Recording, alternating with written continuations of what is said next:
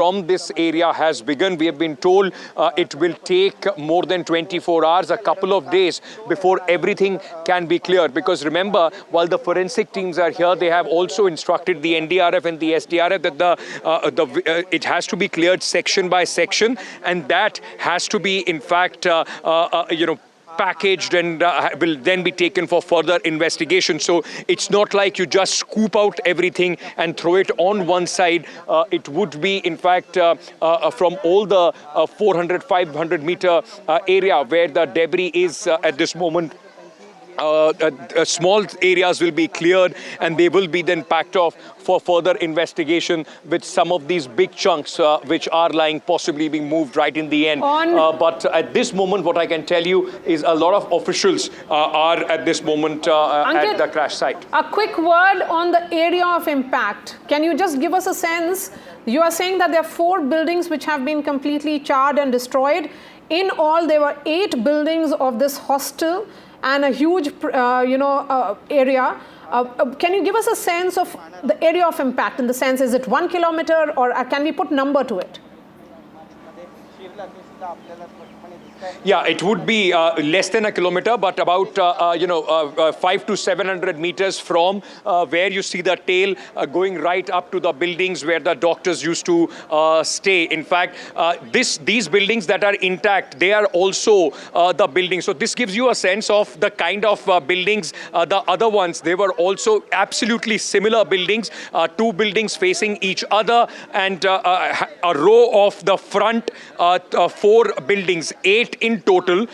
5 of them have been absolutely, charred, have been absolutely destroyed, and there is a lot of damage that has happened. So from the tail going up to about 600 meters is the last building, the boundary wall of this hostel. This is a big area. I can see some JCBs which are moving in towards the wreckage site. My colleague will show you, Sudhish will show you one of the JCBs which has just been brought in, which is moving inside to clear the debris. The operation from the SDRF and the NDRF has begun. Officially, we have been told that they have been asked to clear the debris. They will start from the very front. So this is the back, from the very front of this building, the building right at the last, if I can number it, let's call it right at the extreme, building number 4. Then there is building number 3 where the engine is, then building number 2 and 1. After that, apart from those 5 residential buildings, you would also come to the mess, which is a 2-floor, building, the ground floor and the first floor where the kitchen and the mess was. And right next to it is another administrative block where the Junior Doctors Resident Association office was. That building has also been impacted. So overall, there are 5 of those, and 2 of these, about 7 buildings which have been severely impacted, and a couple of others as well. The doctors which were living in the other hostels and the building which have been completely charred, if I can tell you, they used to look exactly like this. So this is ground plus 5, and I've seen even on the 5th floor, there is a crater. You could have seen almost like a wing-shaped crater breaking the wall, which has gone inside. Now, let me also tell you, there was a water tank on top of this, but that was also destroyed.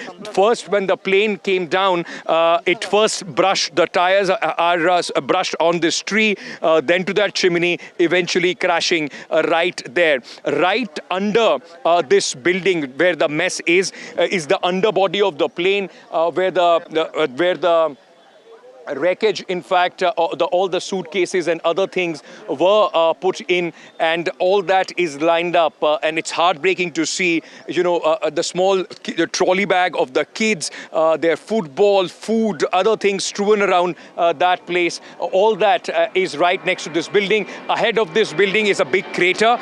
Right next to that crater is the tail fin area, the tail fin section which broke away from this very, rear end of the aircraft, and of course the landing gear, which is also right in front of this building. 2 tires that I saw yesterday when we were reporting from that place. I can still see some smoke coming out, and a stench that tells you the gravity and the scale of this devastation that took place right here near the Meghani colony at the BK Medical College Junior Doctors Residence Mess.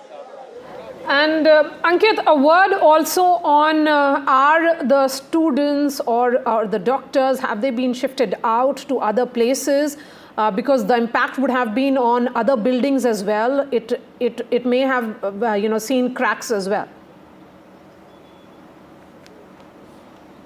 Right, so from few of the buildings which are right next to the places which had the maximum impact, people have been asked to leave. But these ones which largely remain untouched, these are the buildings where the doctors are still there. But I've been told because there were some summer holidays as well, so it's not very populated at this moment.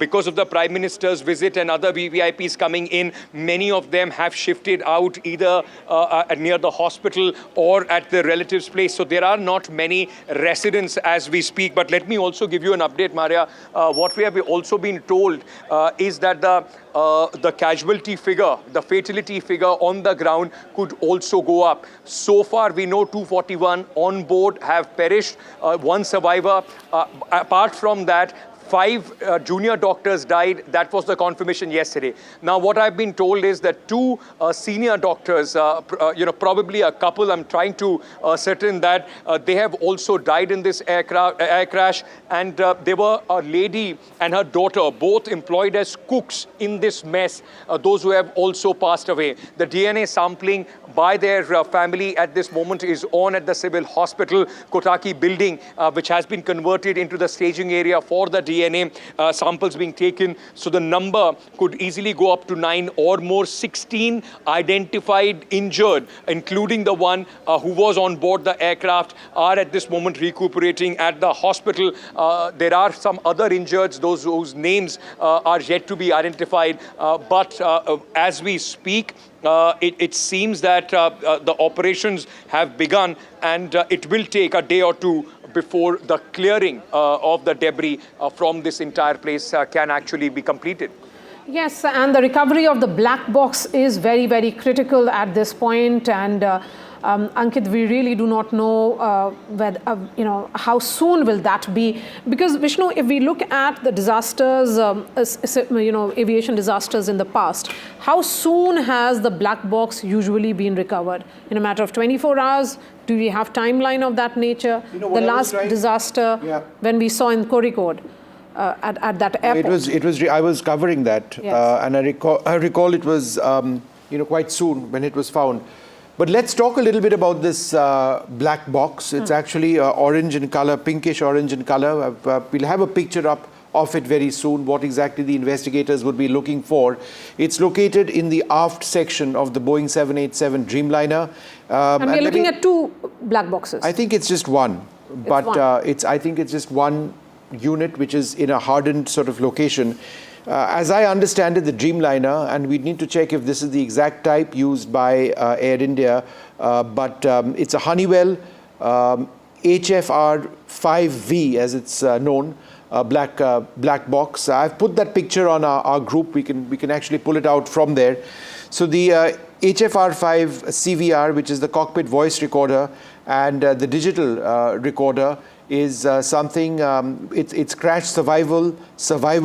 The impact of fire and water pressure. Recording. It's a recording device intended for installation in commercial air transport aircraft to accommodate cockpit voice recording. It records 4 channels of audio present at its inputs. Then apart from that, it records digital communication data, right, from a communications management unit or a similar piece of equipment. It times correlation signals, right, and it retains 2 hours of recorded information in a solid state crash-worthy memory. So in other words, all of this information, whether it's data on the parameters or conversations from the pilots, 2 hours in a crash survivable memory card. So all audio, data link, timing data, right, automatic status reporting, a lot of other information on board. It is very much the industry standard which we are talking about. I think this is what they're actually looking for right now. I've got an exact picture of that very, very soon. We can use that particular image of the exact type which is being used. Now, that's the tail section of the aircraft. Now, when I checked last at 10:30 in the morning, it had not been recovered. It's located in a hardened structure within the tail section of the aircraft. That is believed to be a more survivable area for the black box. It is designed to sustain very heavy pressures, high G-forces as a result of an impact. It's designed to survive immersion in water as well. It would send out a ping to identify its location. We'll have a picture of the Honeywell type, which is likely to be used on a Boeing 787-8 Dreamliner. Yeah, so that's the exact one which we believe may be in use on Dreamliners. At least some Dreamliners would have this particular variant, which is the HFR5V. Any variant which Air India has on its Dreamliners would be, only notionally different, but the capabilities would be broadly similar. And, this is a global standard. It's a very new aircraft. It is crash survivable. It is designed to meet or ICAO, the US FAA, that's the US administrator, or the ICAO, the International Civil Aviation Organization standards. It has survivability under extreme conditions, impact, fire, and submersion in water.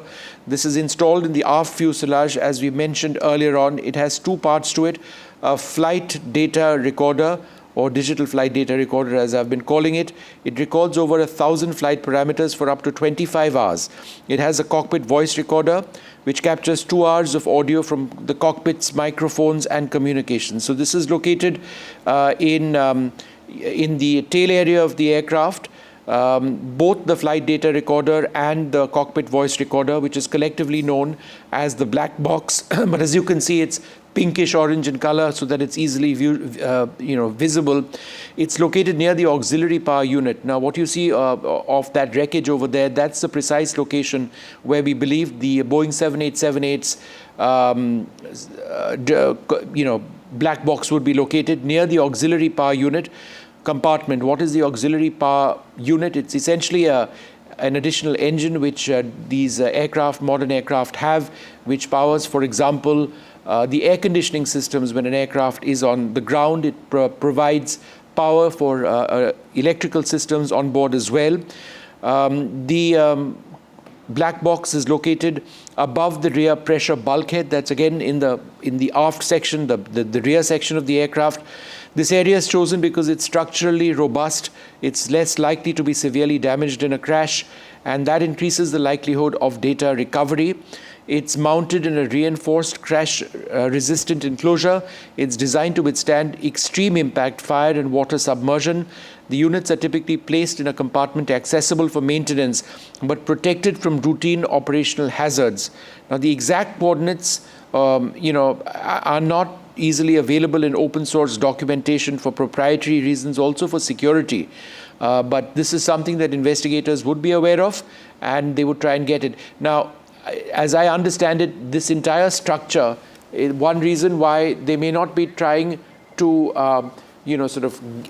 get anything right now is because they want to ensure that aft structure is secure, right? It doesn't fall away from there. In fact, that's something which Ankit, our colleague, was reporting earlier on. And black box data, certainly, Vishnu, will be critical in determining whether the disaster resulted from mechanical failure, was there an engine malfunction, human error, or multiple factors, many of such factors being talked about. Shiv Arur is joining us to give us more details on this black box. Shiv, over to you.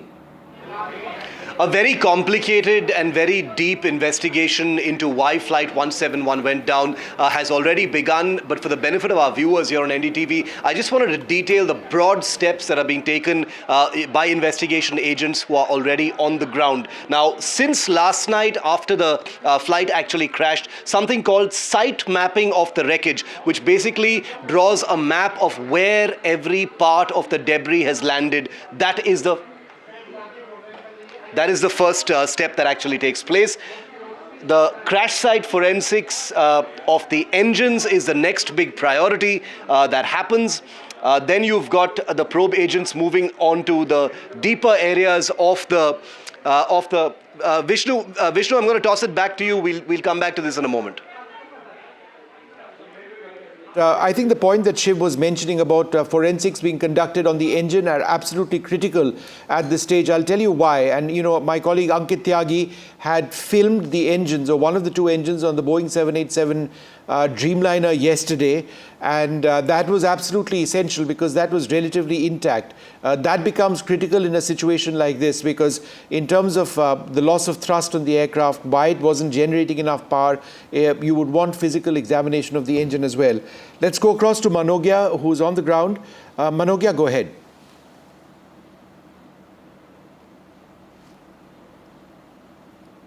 We show you live pictures of something that is happening here. Just a few minutes ago, a body was taken out from these buildings, or whether it was brought in from the aircraft, around the aircraft area, or the debris of the building here is not sure. But there was one body that was recovered and has been now sent to the hospital in an ambulance now. Officials have confirmed that yes, there is one more body that has been recovered now. But as I show you live pictures, I'll request Rohit to give you exact details and show you the pictures of what exactly is happening. That's the Dreamliner that you see there, the red and white in color, collapsed completely and in the devastated condition, where there are officials standing on the aircraft, on the broken aircraft, on the collapsed and the crashed aircraft there. And these are the officials from various departments. They are studying it, and also because of the forensic experts as well as the DGCA experts as well as aviation experts who are here, who will be identifying on what exactly went wrong and what was the main reason of this entire accident and the tragedy that has left almost everyone in a state of shock. We're given to understand that this is also in the process of ensuring that the aircraft and the debris of the aircraft is removed from here, but with ensuring the forensic evidence intact. Most important is that this also collides with the same region, with the buildings that it crashed into, and has left the entire building and the entire property here surrounding the entire hostel damaged completely. These are charred buildings that you see here. There's a genset that has been placed to ensure that there is continuous electricity supply. Just a few while ago, there were BSNL officials who had arrived here to ensure that the snapped lines are now connected again. They have to reconnect the underground as well as the overground wiring that was affected due to this collapse and this crash. The officials that you see there, the red and white structure of the aircraft, still there. And what is more important, I'd like to tell you a very significant thing that's happening here.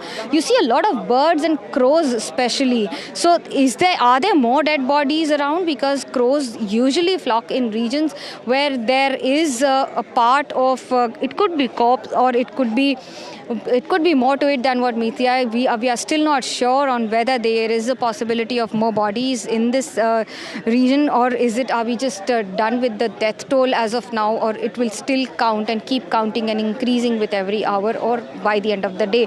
That completely depends. But there is a post-rescue operation. The search operations are being conducted on war footing. Remember, 5 bodies have been handed over, 5 mortal remains of people who lost their lives have been handed over to their families, which did not need detailed DNA investigation. The Prime Minister visited this location. He saw this himself and finally visited the hospital, met the families of the affected ones and the lone survivor, Ramesh Vishwas Kumar, also today. But besides that, he's also been speaking to the family members, including the family members of Vijay Rupani. He met today at the airport, spoke to them, and besides that also held meetings with series of meetings with the officials as well as all stakeholders here present in Ahmedabad as well as from around the country. We have to understand that from the Civil Aviation Minister to the State Chief Minister Bhupen Patel. Besides that, there were also other officials of the state as well as central government who've been here with the Home Minister Amit Shah monitoring the situation since yesterday. Remember, Gandhinagar and Ahmedabad happens to be the parliamentary constituency of Home Minister Amit Shah, and of course Gujarat has been the bastion of Prime Minister Narendra Modi since his childhood. It's not just his birthplace but also the place that saw his evolution from a leader to the Chief Minister and then to the Prime Minister. But when we talk about the present circumstances and the situation, these are challenging times. We have to understand that the entire area has been cordoned off. The entire Gujarat police has been monitoring it. The charred bodies are still being taken out. There was one more body that was brought out. most of the fire and emergency services here of Ahmedabad Municipal Corporation, as well as the gensets, the entire electricity supply, forensic experts, and also the DGCA teams of experts who's been monitoring and has to study on what exactly went wrong. Whether we have been able to find the most important black box is something that we need to reconfirm. It is yet to be confirmed. But when we speak about the present situation and the search operations that are being conducted, there is cordoning of the entire area. A lot of people have been arriving here, especially medical scholars who did not want to speak on camera because most of them are in a government job, are affiliated with government organizations, do not want to mention on record on what their emotional turmoil is. Some of them did mention it was very tough for them to handle their emotional roller coaster, to see some of their own fellow classmates and batchmates charred to death just with this sudden shocker that has left everyone in a state of almost a traumatic experience that would be remembered forever. Absolutely. In fact, you were speaking about the lone survivor there, Vishwas Kumar Ramesh. He spoke to the DD, the Doordarshan, after meeting the Prime Minister. Let's listen in what was his story of what he saw and how he walked out, clearly being miraculously. This interview really does tell a lot. It talks about the circumstances in which he got out of the aircraft, what he saw. Let's listen in. Ahmedabad से London के लिए जो flight जा रही थी, उस flight में 242 लोग सवार थे और उनमें 2 पायलट थे और इसके अलावा 10 क्रू मेंबर थे और 230 जो आम लोग थे जिसमें विदेशी भी शामिल थे। विश्वास कुमार इस समय हमारे साथ हैं। आपको बता दें कि विश्वास कुमार इकलौते ऐसे शख्स हैं जो उस हादसे में जिंदा बचे और ये एक तरीके से चमत्कार है, क्योंकि ऐसे चमत्कार बहुत ही कम देखने को मिलते हैं। प्रधानमंत्री यहाँ पर पहुंचे, विश्वास कुमार से उन्होंने बातचीत की, उनका हालचाल जाना। सर ने पूछा कि कैसे हुआ, तो मैंने उसके बारे में बताया और सब हालचाल पूछा सब। विश्वास, अगर हम जानना चाहें कि आप थोड़ा सा बता पाएं कि ये हादसा कैसे हुआ था, क्योंकि ये एक बड़ा चमत्कार है जिस तरीके से आप वहाँ से इकलौते ऐसे शख्स हैं जो जिंदा बचे। वो मेरे नज़रों के सब सामने हुआ था।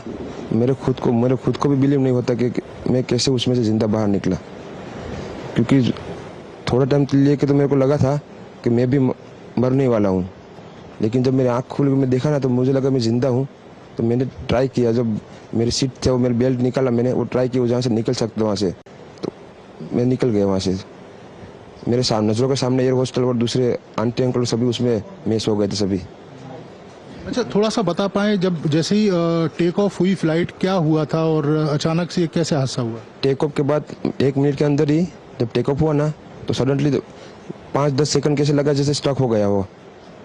बाद में से मेरे को लगा कि कुछ हुआ। बाद में प्लेन में लाइट ऑन हो गई, ग्रीन और वाइट। बाद में वो पता नहीं वो प्लेन टेक ऑफ ज़्यादा करने के लिए वो रेस बोलते हैं क्या, रेस दिया होगा ऐसा कुछ, और सीधा स्पीड में ही घुस गया जहाँ वो क्या था वो हॉस्टल था, एक हॉस्पिटल का। हाँ, हॉस्टल में, और सब सामने सब हुआ।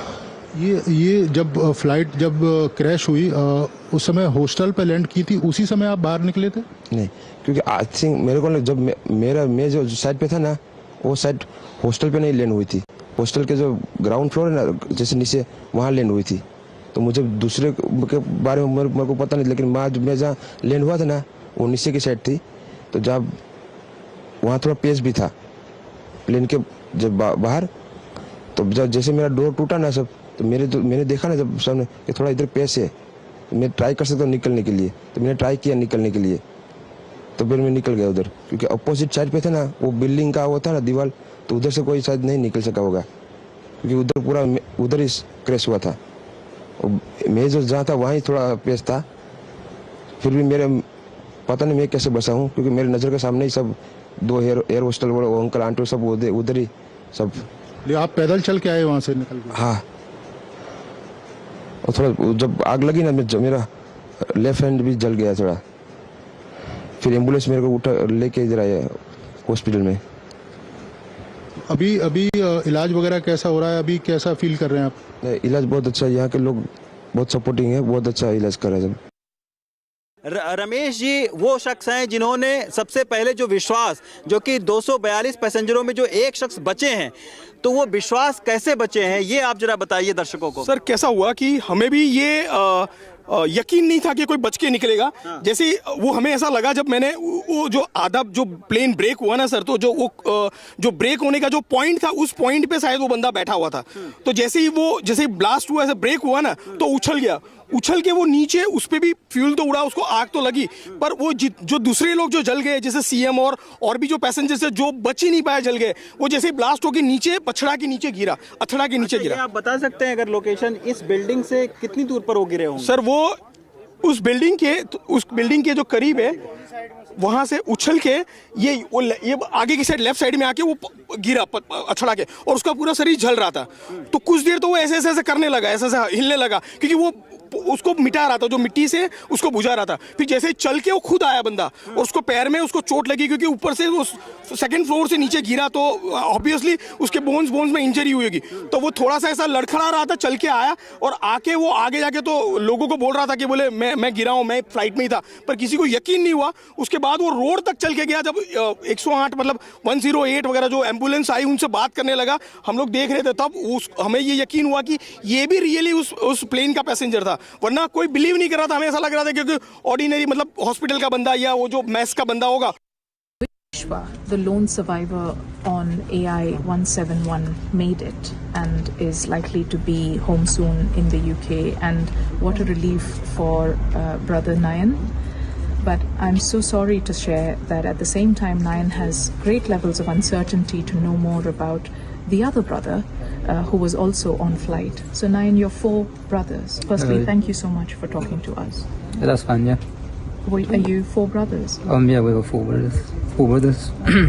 When did you get to speak to Vishwa last? Like 2 hours ago. Okay. Before the doctor denied him of speaking to anyone furthermore. Is he fine? How is he? Yeah, he looks fine. Okay. And did he have anything to share about the other brother, about Ajay, who was on board? Does he have details? Is he scared? Yeah, that's the only thing he was worried about. He wasn't even worried about himself or any injuries that his body has. He was just worried about finding my other brother. What made the 2 brothers travel to India? Vacation. And both Vishwa and Ajay are married. Yes, they are. I'm just so sorry. This is just such a mix of emotions, and I can see from the support and the love that you're receiving from neighbors, family members. I can tell that there's so much love in this family. How are your parents, Nayan? My parents are really devastated and just in utter shock at the moment. I'm sorry. My mom's been crying all day. I'm sorry. So I'm really very sorry. Are you likely to travel now to India? What next? Yeah, we're going to travel to India tomorrow. Okay. And what sort of support could you now ask for at this stage? Anything practical that can be offered by the UK, by communities, by the diaspora in India? Honestly, I don't even know what kind of support we need. We just want to get to the hospital, me and my brother, and then see what happens from there. Well, NDTV has obtained expert analysis of the crash from Dr. Aditya Paranjape. He's an associate professor of aerospace engineering at Monash University. He's detailed his forensic view and assessment on what may have happened during the crash. Early days, we don't have a lot of data yet. We certainly need data from the flight data recorder and the cockpit voice recorder to make a more conclusive assessment. But we do have some early evidence in the form of a video of the last moments and some early data from the site flight radar. If we consider the video of the last moments, we notice first that the airplane isn't falling, which means it isn't stalled and it's producing enough lift. The airplane almost appears to be gliding down, and critically, its wings level with the rudder almost set to neutral. What that implies is that not only is there not enough thrust, it's most likely a case of dual engine out or dual engine idling. It's difficult to say which of the two it is at the moment. I should add here that airplanes are configured to climb out with just one engine operational. It's a standard maneuver known as a one engine out climb. That maneuver additionally requires that the rudder be deflected in the direction of the working engine to balance out the differential yawing moment, which we don't see here. So, in summary, there is enough lift, there isn't enough power, and the loss of power is identical on both sides of the airplane. If we now look at data from the site flight radar, it shows the airplane climbing up to 650 feet. The flight speed goes up to 170 knots, and the climb rate recorded at 650 feet is approximately 800 feet per minute. Now that tells us immediately that at the time of liftoff, the airplane was configured correctly. The flaps were okay, otherwise the plane would not get off the ground. The initial thrust was also okay because the plane accelerated after having lifted off around maybe 155 to 160 knots, which is the standard liftoff speed. So the plane's accelerating, it has a positive climb rate, which means the initial thrust was okay. May not have been as much as we would like to see, but the engines had not failed at that point. So something probably went wrong thereafter, which the pilots realized, and that also explains why the landing gear was down. They either did not retract it, or they started the retraction and then reversed that process when they sensed the possibility of a hard landing. So, in summary, what we see from flight radar is that the airplane's configuration initially was most likely okay. The engine was most likely functioning properly. Both engines were functioning properly, at least for a good part of the takeoff. And whatever went wrong after the airplane had lifted off the ground. And thereafter we see from the videos of the last moment that most likely we had a dual engine out situation. All right, so that's one expert's opinion on what took place. There are multiple theories doing the round. What is absolutely clear is that the engines didn't have enough thrust to carry on climbing. The aircraft stalled and it crashed. What you see on your screen over there on the right-hand side is the rear section of the aircraft, the black box of the aircraft, which consists of the digital flight data recorder and the cockpit voice recorder, is located somewhere over there. That entire aircraft is just mushed into the side of that building. Now, whether that flight data recorder and cockpit voice recorder, it's essentially one large unit, is okay and or fit to be retrieved is something we don't know at this stage.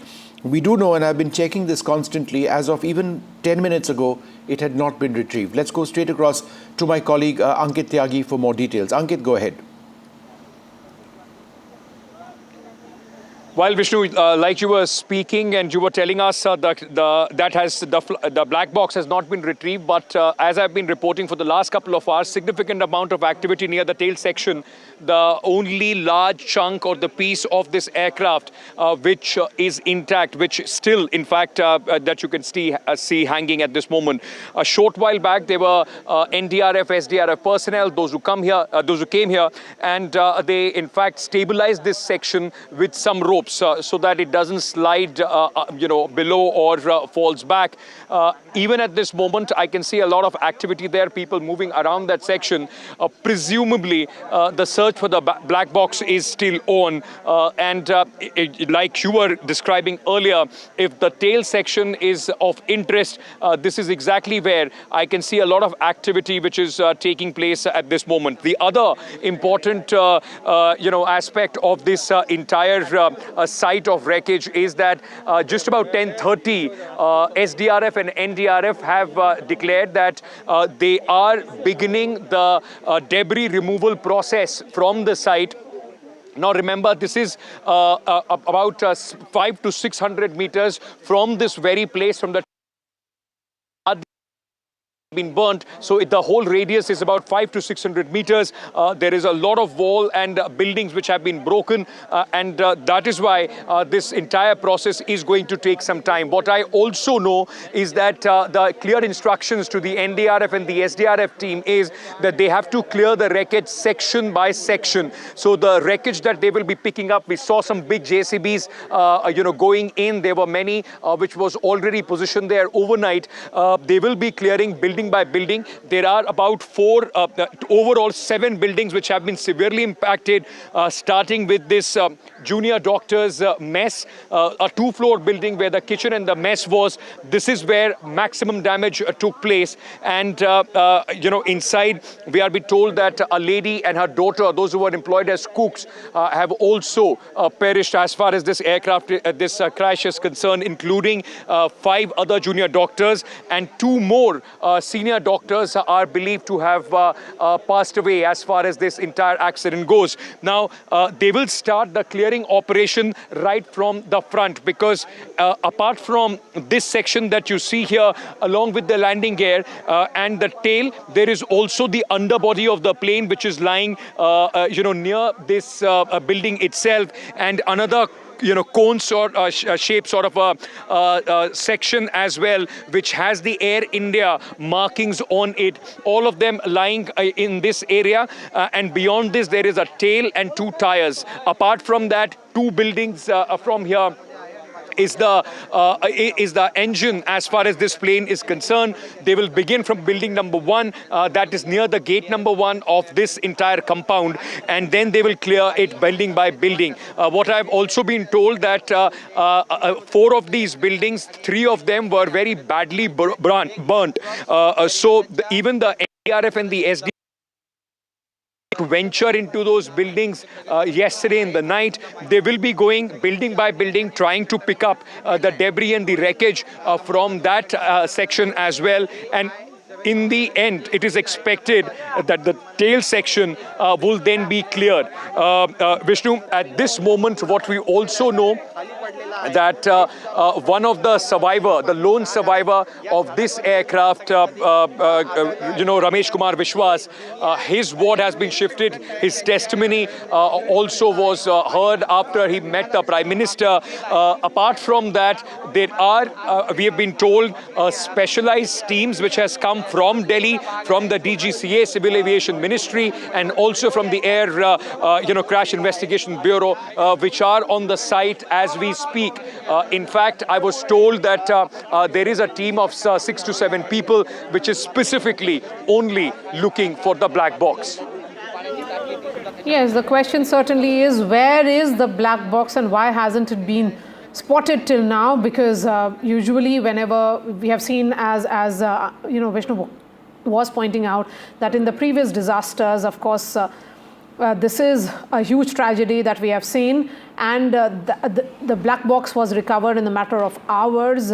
We are looking at nearly 24 hours now since the tragedy, and it appears that given the kind of debris and the huge debris which has perhaps all landed there, it's a combination, one would say, Ankit, of the plane and also of the building in which this entire plane, the Dreamliner, crashed. What I can also do at this stage, Maria, is actually bring up that photograph of that flight data, the digital flight data recorder. And what we see on the left-hand side of our screen are the experts, the rescuers in vests. So I think we've got a couple of important pieces of evidence with us. So can we play out that previous piece of footage with the investigators in those black vests who are actually milling around that entire area? And can we also pull out the footage of the black box, which I had highlighted, because I'd like to talk about that. And as soon as, right. So very important over here. Top right-hand side, you've got the forensic experts over there.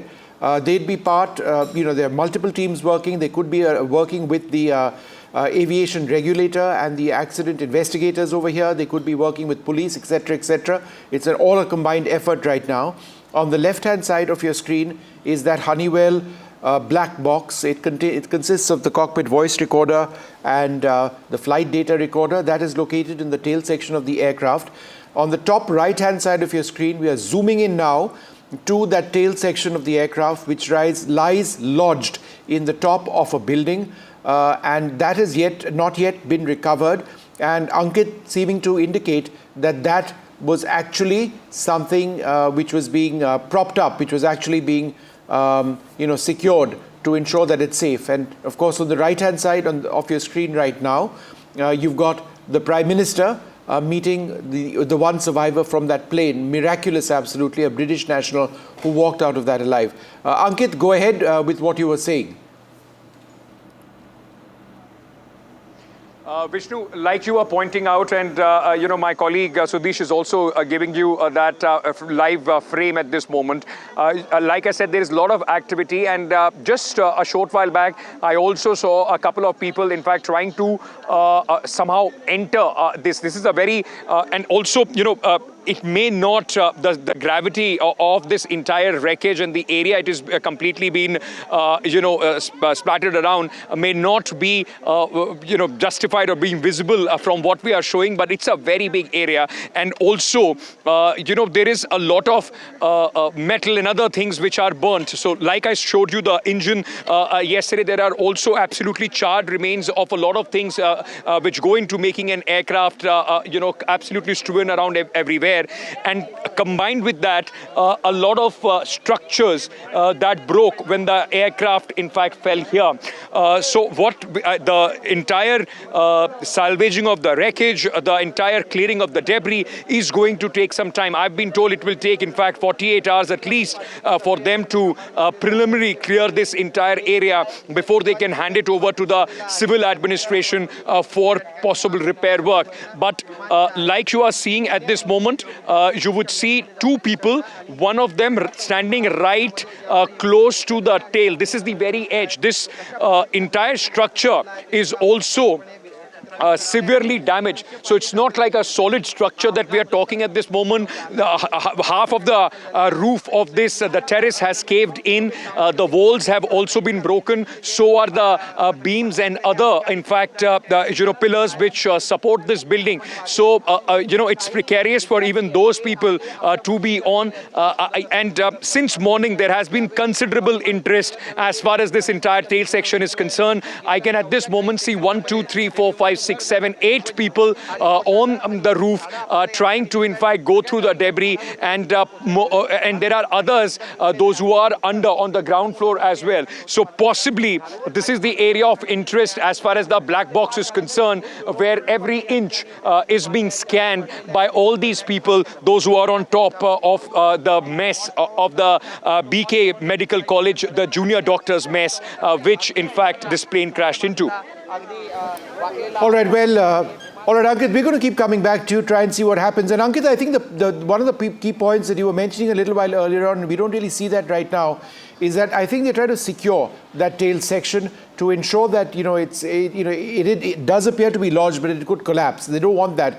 They'll take their time, secure it, and then recover that black box, which is it's a Honeywell black box as I understand it. That's on the right-hand side of your screen. That's the process. We're going to take a short break, come back with the very latest.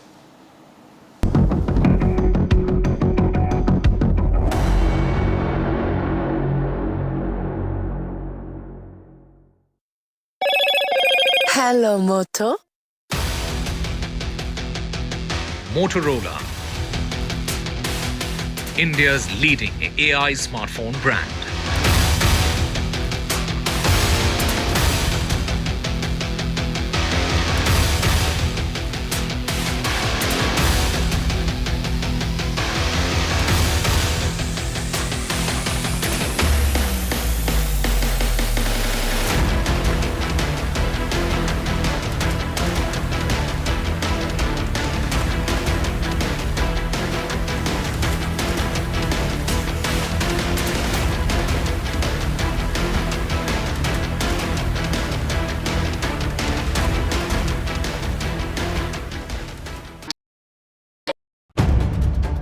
If it matters to you, if it matters to you, if it matters to you,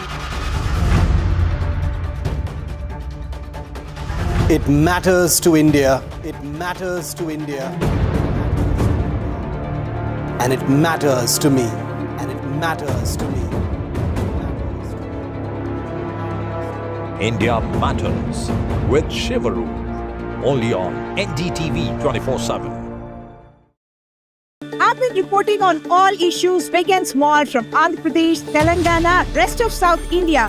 bringing you all the action, all that you need to know, all that you want to know. The energy of Maximum City is infectious. I'm bringing that energy in our news coverage from financial capital Mumbai. Covering from the southernmost part of India over the last 23 years, I bring in-depth and 360-degree coverage from the Dravidian heartland. The land of Mishti, also known for its bitter politics. I have seen much water flow under the Howrah Bridge, covering Bengal in all its vivid colors. India's IT capital is always bustling, a city full of startups, stories and surprises. And I keep you ahead on all the Bengaluru buzz. In today's interconnected world, India's voice is more crucial than ever. When India speaks, the world listens. At NDTV World, we are that voice, bringing you intelligent and insightful news from India and beyond. From geopolitics and diplomacy to economic shifts, migrations, tech disruptions, and the stories of our diaspora. We cover the news that shapes our global future. NDTV World, your new home for global news is here. मैं नरेंद्र दामोदर दास मोदी ईश्वर की शपथ लेता हूं कि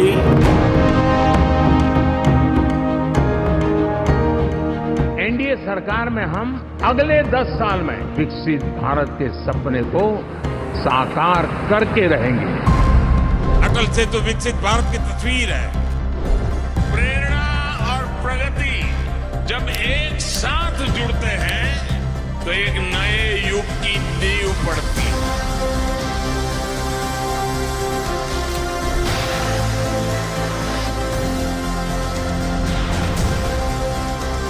भारत माता की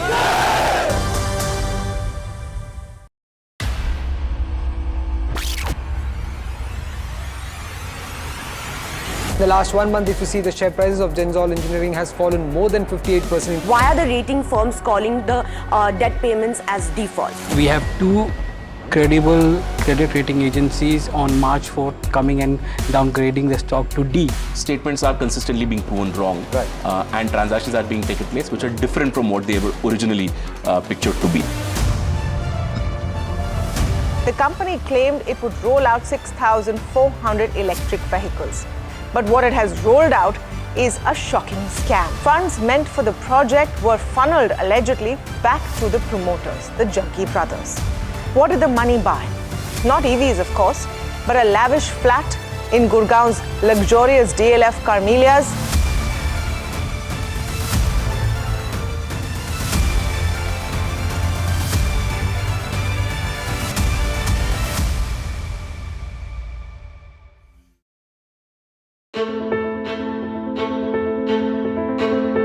News is not just headlines, it is what impacts you. And news should never be mistaken for noise. What matters is the reality. Accurate.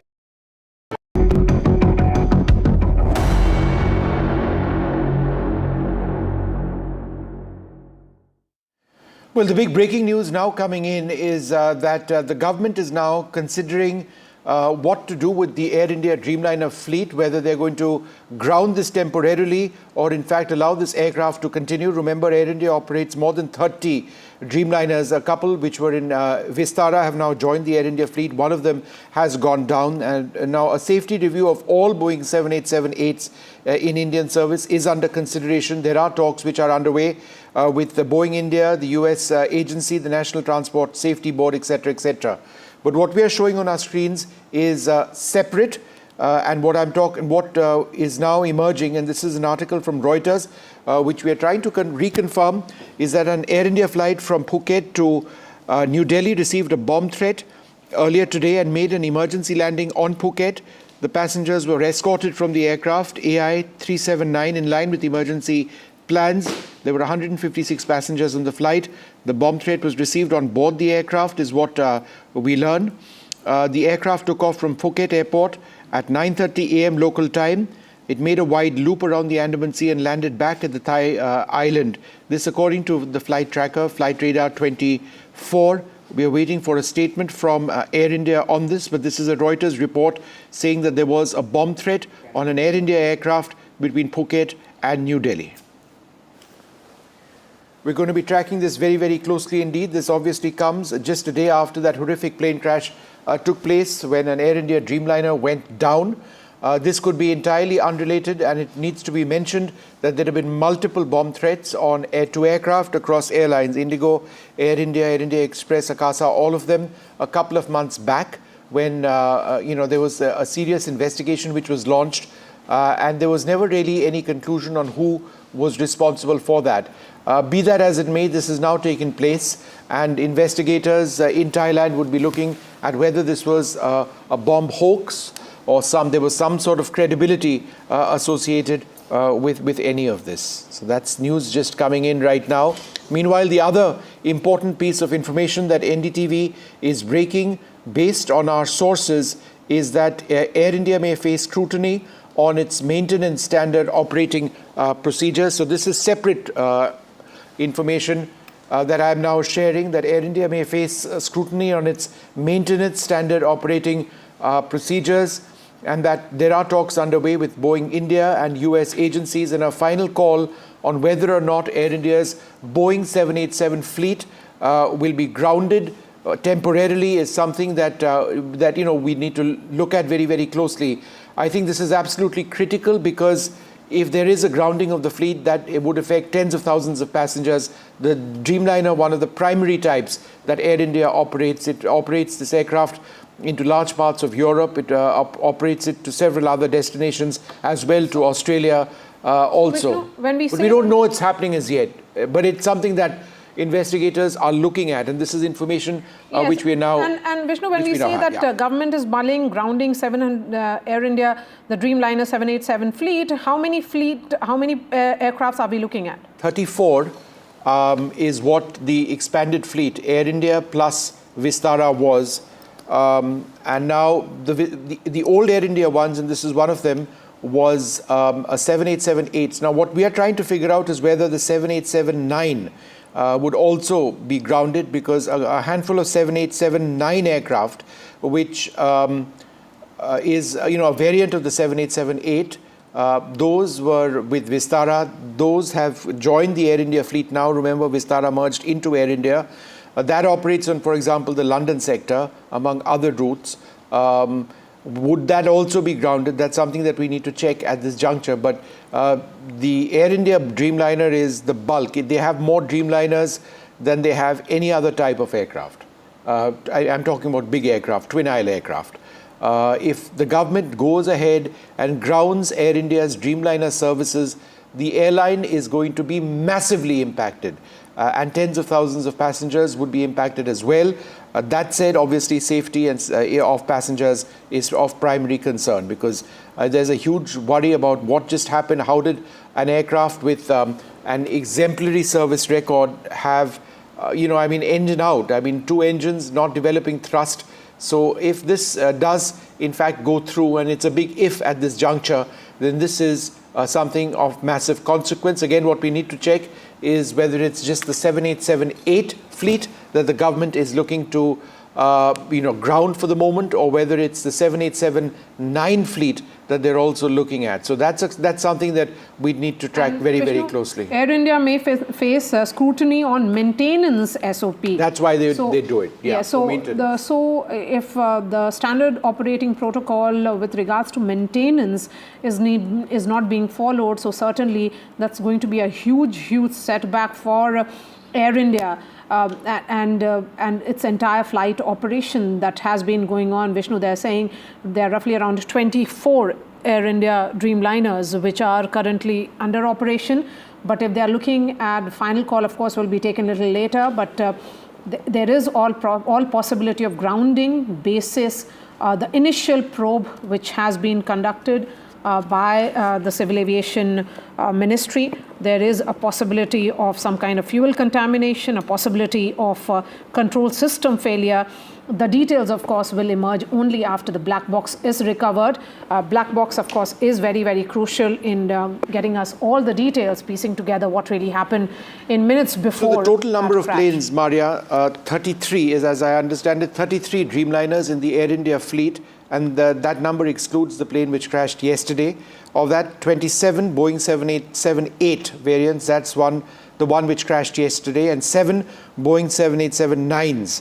The 787-9 was acquired for Vistara. Vistara was merged with Air India. The 787-9 has a larger number of passengers and is differently configured to the 787-8. India was among the first Boeing 787-8 operators anywhere in the world. It's had a flawless safety record, but now this has taken place. All right. On that note, we are slipping into a short break. This is the biggest air tragedy in 3 decades. 241 people on board have lost their lives. Heartbreaking stories coming in from that civil hospital where the loved ones, where the next of kin are waiting for the DNA samples to be matched. So far, 6 bodies have been handed over to the relatives for performing the last rites. It's a long wait, perhaps a wait which will continue for the next 48 hours. A quick break and then we return.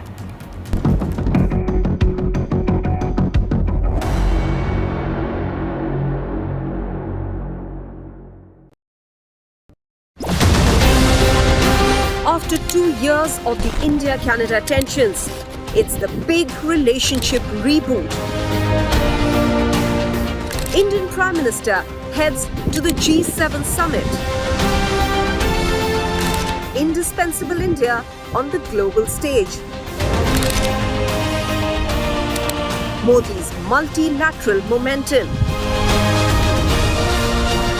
NDTV live from the G7 summit in Canada.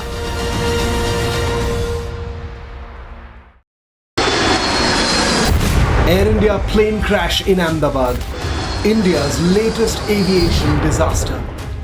India responds to the tragedy. Facts first, 100% ground reports. Fuel that burnt this entire area. Maximum reporters, maximum coverage on NDTV.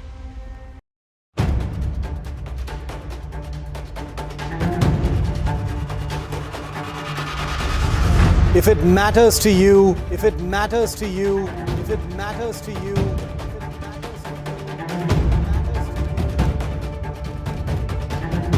it matters to India. It matters to India. It matters to India.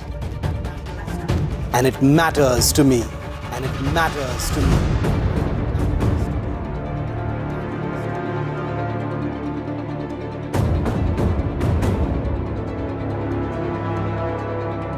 India Matters with Shivaru, only on NDTV 24/7. Why was there a hurry? Was it the government that was in a hurry? I don't want to blame anyone. Joining us today here in the NDTV newsroom. Government cannot walk away from this responsibility. Cricket is region of sort in this country. Would you like to comment on what happened? What is the condition of the injured at this point? How many people died? What exactly happened? You have lost your daughter.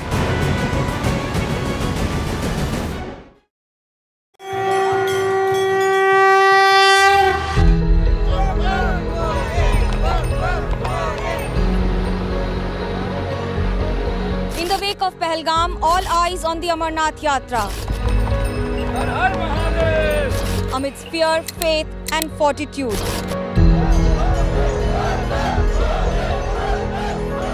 India's biggest fight against terror. NDTV reports on the holy route, the Amarnath spirit.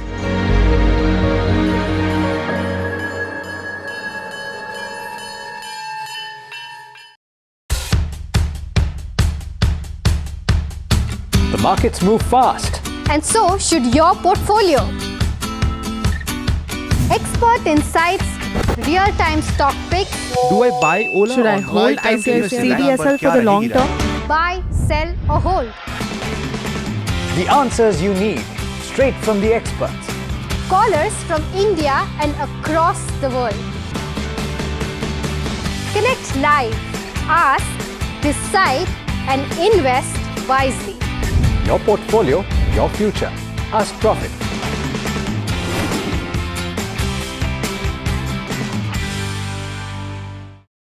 Is your business future ready?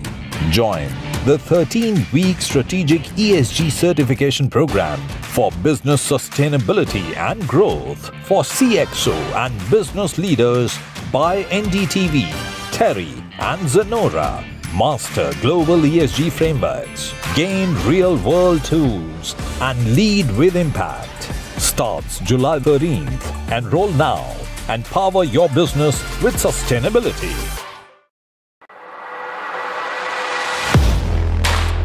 Do you really know the company you invest in? What is the real picture behind presentations and claims?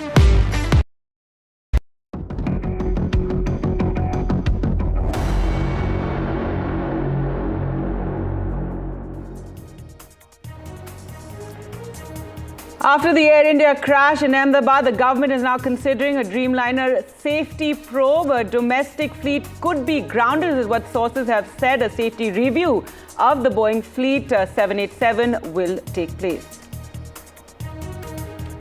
It's India's biggest air tragedy in 3 decades. A multi-agency probe is underway. The search also on for the black boxes that may hold the key, that mayday call that the pilot made. जैसे मेरा door टूटा ना सब, तो मैंने देखा ना जब सामने कि थोड़ा इधर पेश है, तो मैं ट्राई कर सकता हूँ निकलने के लिए, तो मैंने ट्राई किया निकलने के लिए, तो फिर मैं निकल गया उधर. The miracle man, the lone survivor of the air crash, speaks to the media. He also meets with the Prime Minister. The Prime Minister visited the hospital and met with Vishwas. He says the door broke on impact, that he jumped out. In fact, the Prime Minister arriving in Ahmedabad this morning visited the crash site, visited the civil hospital, also holding a review meeting.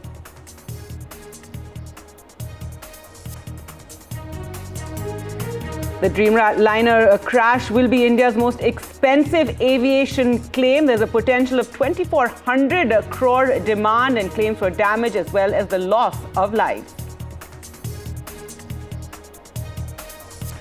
Meanwhile, Israel has launched strikes against Iran. Iran airspace is closed and multiple flights are diverted. In Air India alone, 16 flights have now been diverted or have returned to their points of origin.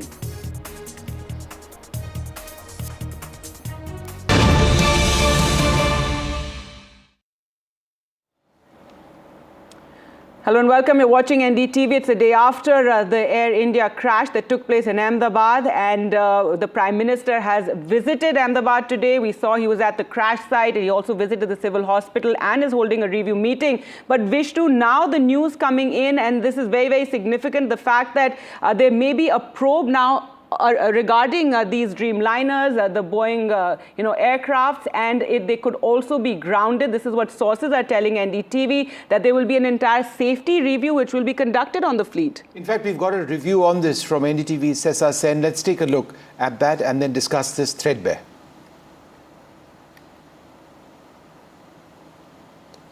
Ministry of Civil Aviation is considering a safety review of the domestic fleet of Dreamliners following the devastating crash of an Air India Boeing 787 aircraft, which claimed lives of 241 out of the 242 people that were on board of the London-bound flight, which is seen as the deadliest air disaster globally in a decade.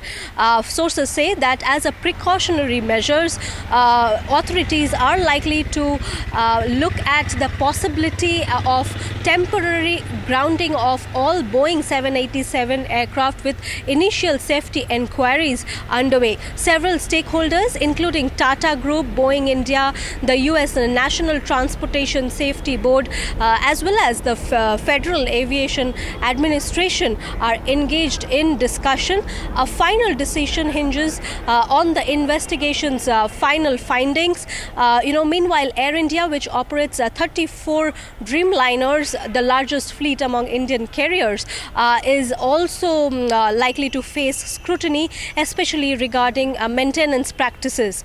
The crash has prompted international attention, with the NTSB leading a team of investigators from the US alongside Boeing and engine manufacturer GE Aerospace. Meanwhile, the Indian Aircraft Accident Investigation Bureau is also probing the incident, with a preliminary report expected in about a month's time. Now, this particular tragedy is, not only raises questions about the aircraft's safety, but may also lead to a global review of Dreamliner's safety protocols as authorities seek to prevent such disasters in the future. We will keep you updated as the investigation progresses. All right, Vishnu, so Sessa, bringing us that news saying there will be a review of this fleet and, security concerns. If you could just explain that one point that she talked about, a review of the maintenance practices of Air India. So that's why they're doing it. Is it a maintenance issue which has resulted in the crash of that Boeing 787? Is it pilot error? We'd only know once the digital flight data recorder and the cockpit voice recorder is found. As of about half an hour, 45 minutes back when I checked last, it had not been found. But the fact that the government is mulling this move in order to see whether the maintenance practices of Air India on this aircraft are up to standard means that they're looking at mechanical defects as well, because it's quite clear that this aircraft didn't have the thrust to actually keep flying after taking off. So how was there this catastrophic loss of thrust on both engines? Remember, with 70,000 approximately pounds of thrust on these General Electric powered engines, even a single engine operation takeoff with a full load of passengers and cargo and fuel is entirely possible. It's designed for that. But to have a double engine out where neither of the engines are developing thrust points to a potential maintenance issue as well. But there are other factors as well. Is pilot error is certainly something they would want to look at. In a crash, there's never one factor. There could be several factors. But if the government and the regulator is considering the grounding of Air India's Dreamliner fleet for the moment, until they sort out whether it was a maintenance issue or something larger, it impacts not just Indian Airlines, it impacts airlines around the world, which would be looking closely at the at the outcome of this, because would there be potentially a global grounding of right, because this has sent shockwaves across the world. We've seen this earlier in the case of Boeing and the 737 MAX 8 aircraft when the global fleet was grounded. Now, we are not getting ahead of ourselves, but this would be devastating. So this talk has been there since yesterday regarding this would be devastating for Air India. Survey of these aircraft. One second, Gargi, this would be devastating for Air India if this happened. Why? Because at the moment they operate 33 Dreamliners. There are more Dreamliners in service with Air India, right, than any other twin-aisle aircraft. So if that goes down, then their services to West Europe, to Europe get badly affected, to Australia get badly affected. They've also acquired a number of Boeing 787-9 aircraft from Vistara, which is now a part of Air India. So whether this grounding would impact those aircraft or not, at this stage, we don't know. All right, we've got pictures of a casket. Obviously, I do believe that the mortal remains of 6 individuals have been handed back to their families. That's the information which we have at this juncture. That's what you see. Whether it's 5 or 6, we're just trying to find out. Let's go straight across to NDTV's Aishwarya Jain. Aishwarya, go ahead.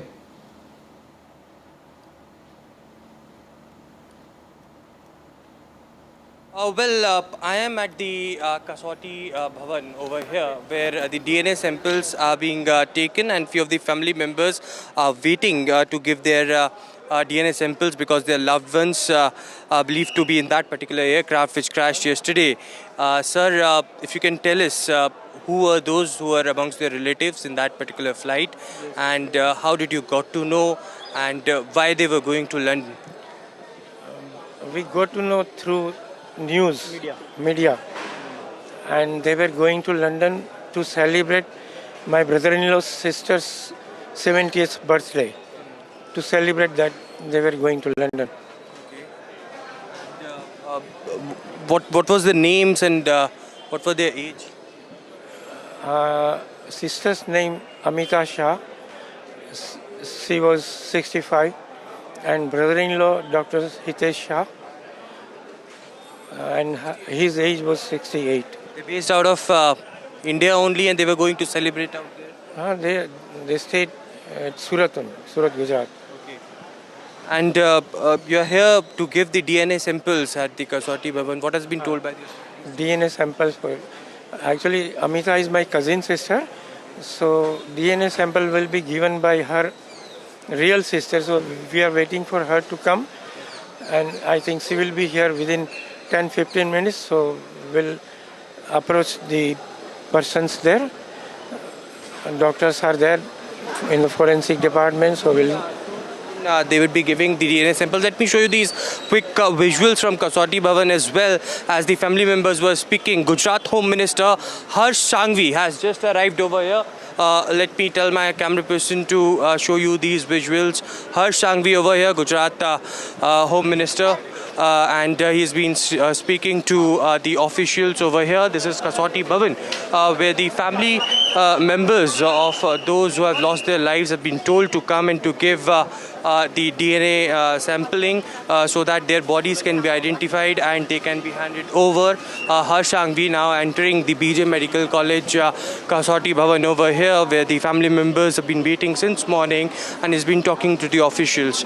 All across the Gujarat government, I must tell you, from the Gujarat Chief Minister to the Home Minister to Health Minister and the entire administration had been jumped into action. We are witnessing since morning here in Ahmedabad, be it the Health Minister or be it the other key ministerial position, all have been given some or the other charge to take care of the situation. It is the Health Minister who was earlier at the trauma center, and now Gujarat Home Minister Harsh Sanghvi, who was accompanying Prime Minister Narendra Modi since morning as he reached the crash site. All right, sorry, we've lost that signal over there with Aishwarya. But just for the benefit of our viewers, what's taking place is that there are 5 bodies or mortal remains which have been handed over to the families. These have been identified, but just imagine the condition of the others, the family members who are desperately looking for the remains, the mortal remains of their loved ones. They've gone through DNA tests. This is a process which has been going on since yesterday. They've given their blood samples. That needs to be matched with the DNA collected from the remains of those, many of who were charred beyond recognition. And it'll take a couple of days before a match is made. It's only then that the remains of bodies can be handed over, and that's an imprecise process. It's an extremely traumatic process for the family members. Just imagine. I mean, the family members couldn't have imagined one day after saying, goodbye, farewell, and their family members leaving to be here at this at the hospital at Casualty Bhavan, as Aishwarya was telling us, giving their samples, DNA samples, so it can be matched with the charred remains 241 there. Let's go back to Aishwarya, who joins us from the hospital where the state minister is. Aishwarya, tell us what's happening now.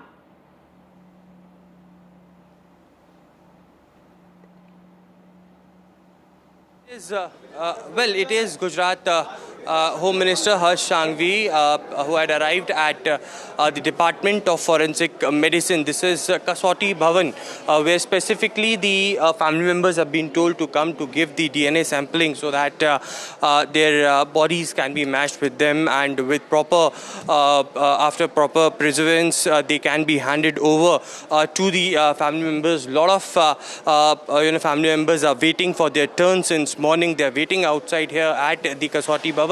But Gujarat Home Minister, along with the MLAs of Ahmedabad, speaking to the officials so that this can be fast-tracked, as the Home Minister of our country, Amit Shah, and Prime Minister this morning gave the instructions as well that these all processes should be fast-tracked. Now, senior police officials from the Gujarat Police also going inside the Department of Forensic Medicine, and certainly to fast-track the entire process, as Amit Shah also mentioned that India's best forensic laboratories or the DNA sampling methods or the laboratories are here in Gandhinagar itself, so there was no need to send it outside the Gujarat state, and therefore it can be fast-tracked very soon. 24 to 48 hours is the deadline that has been given for the DNA testing to be done and to hand over the body. So far, the officials have told us 6 bodies had been handed over to the family members after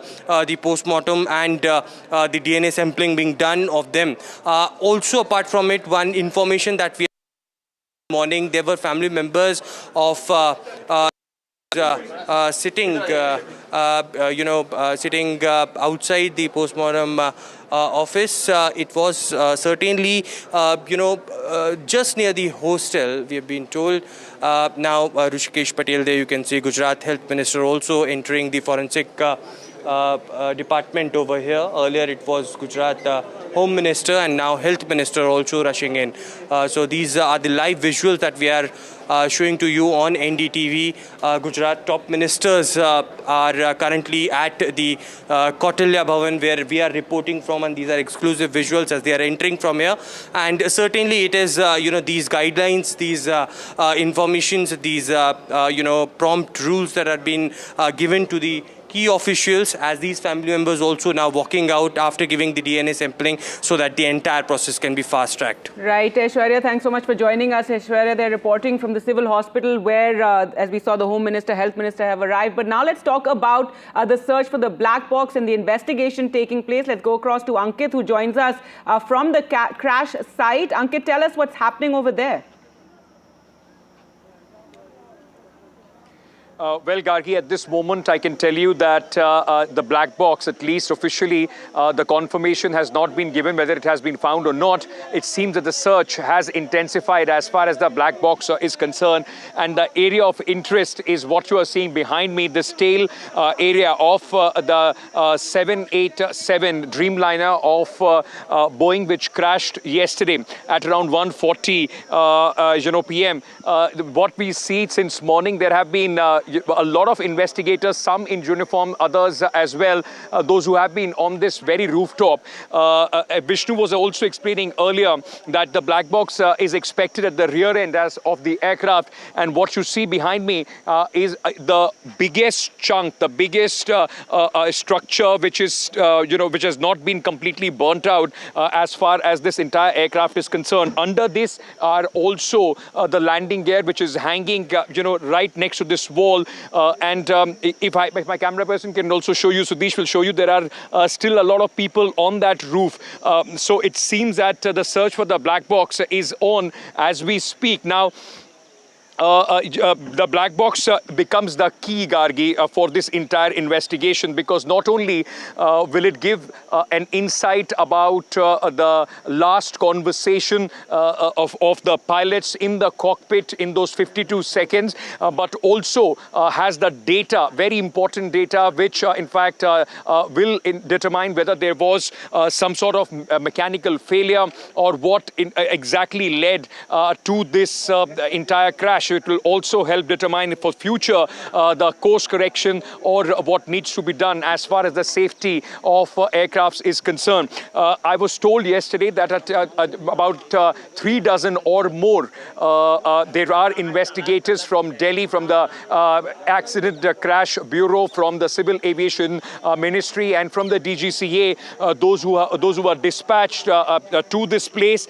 and a specialist team was in fact looking for the black box. Now, just to give you a sense, because a lot of people might be thinking, why haven't it been found yet? This is just one part of the aircraft. This in the radius where this entire wreckage is strewn around is about 500 to 600 meters. So this is the rear end, and from there there are buildings and other things which have also contaminated the broken walls, and the buildings which have been completely charred. Their debris has also mixed as far as the aircraft is concerned.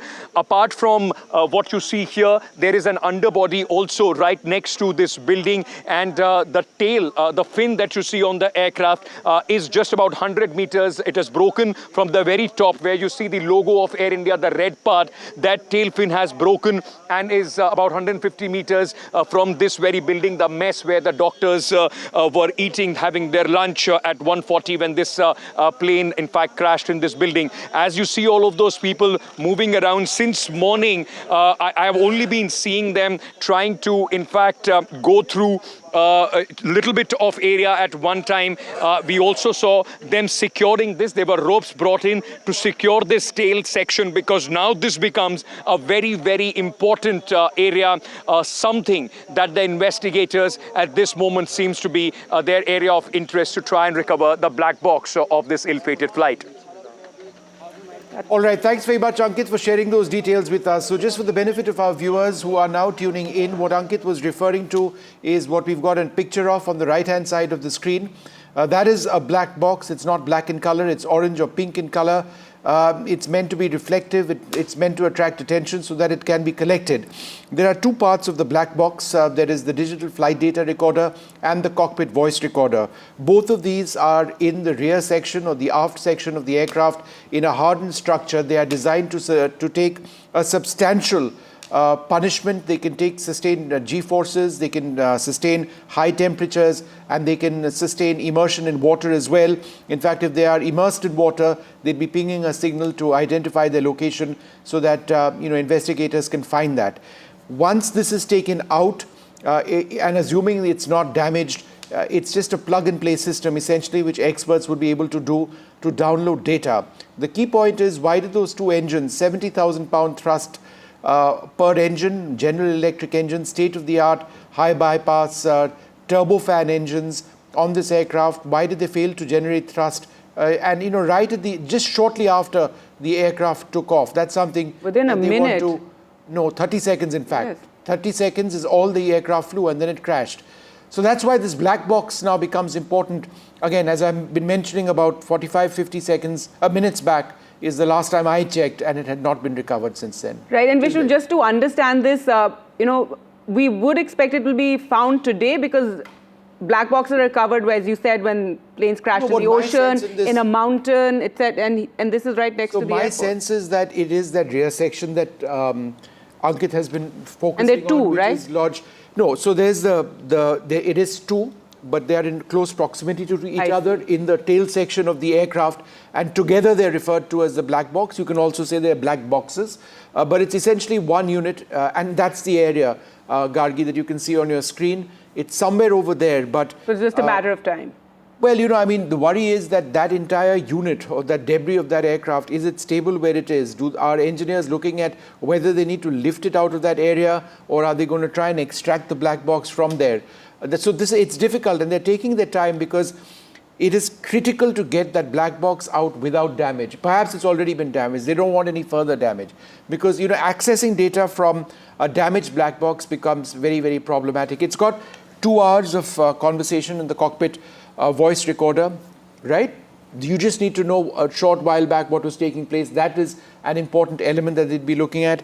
And the digital flight data recorder would have more than 1,000 parameters of data, on the performance of the engines, any, errors which cropped up, the flight surfaces, what exactly was taking place. The key to that mayday call that the pilot made just before the aircraft crashed. But Vishnu, when we talk about the 241 passengers who've died, 5 medical students in that college have also died, and that number is going up. But also remember the miracle man of the moment, that one survivor, that one passenger in that seat 11A, the Prime Minister met with him. He walked away from the crash. Remember, yesterday we thought all the passengers have died, and then it emerged that one had survived, and we saw those visuals of him walking away from the crash. We spoke to, our reporters spoke to witnesses who said they didn't believe he was one of the passengers. Absolutely. So let's cue up that. Let's just listen into what he says, where he spoke about how the door broke on impact and how he jumped off. Ahmedabad से London के लिए जो flight जा रही थी, उस flight में 242 लोग सवार थे और उनमें 2 पायलट थे और इसके अलावा 10 क्रू मेंबर थे और 230 जो आम लोग थे जिसमें विदेशी भी शामिल थे। विश्वास कुमार इस समय हमारे साथ हैं। आपको बता दें कि विश्वास कुमार इकलौते ऐसे शख्स हैं जो उस हादसे में जिंदा बचे, और ये एक तरीके से चमत्कार है, क्योंकि ऐसे चमत्कार बहुत ही कम देखने को मिलते हैं। प्रधानमंत्री यहाँ पर पहुंचे, विश्वास कुमार से उन्होंने बातचीत की, उनका हालचाल जाना। सर ने पूछा कि कैसे हुआ, तो मैंने उसके बारे में बताया और सब हालचाल पूछा सब। विश्वास, अगर हम जानना चाहें कि आप थोड़ा सा बता पाएं कि ये हादसा कैसे हुआ था, क्योंकि ये एक बड़ा चमत्कार है जिस तरीके से आप वहाँ से इकलौते ऐसे शख्स हैं जो जिंदा बचे। वो मेरे नज़रों के सब सामने हुआ था। मेरे खुद को भी बिलीव नहीं होता कि मैं कैसे उसमें से जिंदा बाहर निकला, क्योंकि थोड़ा टाइम लिए कि तो मेरे को लगा था कि मैं भी मरने वाला हूँ, लेकिन जब मेरी आँख खुल के मैं देखा ना तो मुझे लगा मैं जिंदा हूँ। तो मैंने ट्राई किया, जब मेरी सीट थे वो मेरी बेल्ट निकाला, मैंने वो ट्राई किया जहाँ से निकल सकता वहाँ से, तो मैं निकल गया वहाँ से। मेरे सामने नजरों के सामने एयर होस्टल और दूसरे आंटी अंकल सभी उसमें मिस हो गए थे सभी। अच्छा, थोड़ा सा बता पाएं, जब जैसे ही टेक ऑफ हुई फ्लाइट, क्या हुआ था और अचानक से कैसे हादसा हुआ? टेक ऑफ के बाद 1 मिनट के अंदर ही जब टेक ऑफ हुआ ना, तो सडनली 5-10 सेकंड कैसे लगा जैसे स्टक हो गया वो। बाद में से मेरे को लगा कि कुछ हुआ। बाद में प्लेन में लाइट ऑन हो गई, ग्रीन और वाइट। बाद में वो पता नहीं वो प्लेन टेक ऑफ ज़्यादा करने के लिए वो रेस बोलते हैं क्या, रेस दिया होगा ऐसा कुछ, और सीधा स्पीड में ही घुस गया जहाँ वो क्या था वो हॉस्टल था, एक हॉस्पिटल का। हाँ, हॉस्टल में, और सब सामने सब हुआ। ये जब फ्लाइट जब क्रैश हुई, उस समय हॉस्टल पे लैंड की थी, उसी समय आप बाहर निकले थे? नहीं, क्योंकि आई थिंक मेरे को जब मैं जो साइड पे था ना, वो साइड हॉस्टल पे नहीं लैंड हुई थी। हॉस्टल के जो ग्राउंड फ्लोर है ना, जैसे नीचे, वहाँ लैंड हुई थी। तो मुझे दूसरे के बारे में मेरे को पता नहीं, लेकिन मैं जहाँ लैंड हुआ था ना, वो नीचे की साइड थी। तो जब वहाँ थोड़ा पेस भी था प्लेन के जब बाहर, तो जब जैसे मेरा डोर टूटा ना सब, तो मैंने देखा ना जब सामने कि थोड़ा इधर पेस है, मैं ट्राई कर सकता हूँ निकलने के लिए। तो मैंने ट्राई किया निकलने के लिए, तो फिर मैं निकल गया उधर, क्योंकि अपोजिट साइड पे था ना वो बिल्डिंग का, वो था ना दीवार, तो उधर से कोई शायद नहीं निकल सका होगा, क्योंकि उधर पूरा उधर ही क्रैश हुआ था। मैं जो जहाँ था वहाँ ही थोड़ा पेस था। फिर भी मेरे पता नहीं मैं कैसे बचा हूँ, क्योंकि मेरे नज़र के सामने ही सब 2 एयर होस्टल वो अंकल आंटी सब उधर ही सब। आप पैदल चल के आए वहाँ से निकल के? हाँ, और थोड़ा जब आग लगी ना, मेरा लेफ्ट हैंड भी जल गया थोड़ा। फिर एम्बुलेंस मेरे को उठा लेके इधर आया हॉस्पिटल में। अभी इलाज वगैरह कैसा हो रहा है? अभी कैसा फील कर रहे हैं आप? इलाज बहुत अच्छा है, यहाँ के लोग बहुत सपोर्टिंग है, बहुत अच्छा इलाज कर रहे हैं सब। All right, and absolutely, incredible occurrence in the midst of all this tragedy to have this miracle survival of one of the passengers. But Foreign Affairs Minister Jai Shankar has just posted on social media on how they're in touch with the UK Foreign Secretary and Foreign Minister of Portugal and Canada as well, because it's been various nationalities who were on that plane. Yeah, 53 British nationals, 7 Portuguese, 1 Canadian, and more than 160 Indian nationals on board. Total 242, including the crew on board.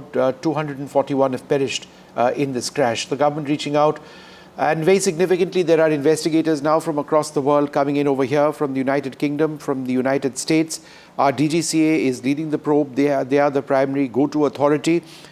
The story that NDTV is looking at very closely, and we have been reporting for a while now, is whether the government or the regulator mulls grounding Air India's Dreamliner fleet for safety reasons. While that would be devastating for the airline and tens of thousands of passengers, if it's safety, then that's all that matters. But that would be to look at maintenance practices of the airline, if there was anything which was a glitch over there. So that's something that they would be looking at very, very closely indeed. All right, Vishnu, we just heard that lone survivor, 40-year-old Vishwas Ramesh, there speaking from the hospital bed. He is an India-born British citizen. The Prime Minister met with him earlier. Now let's just listen into this account of an eyewitness who actually watched Vishwas walk away from that air crash.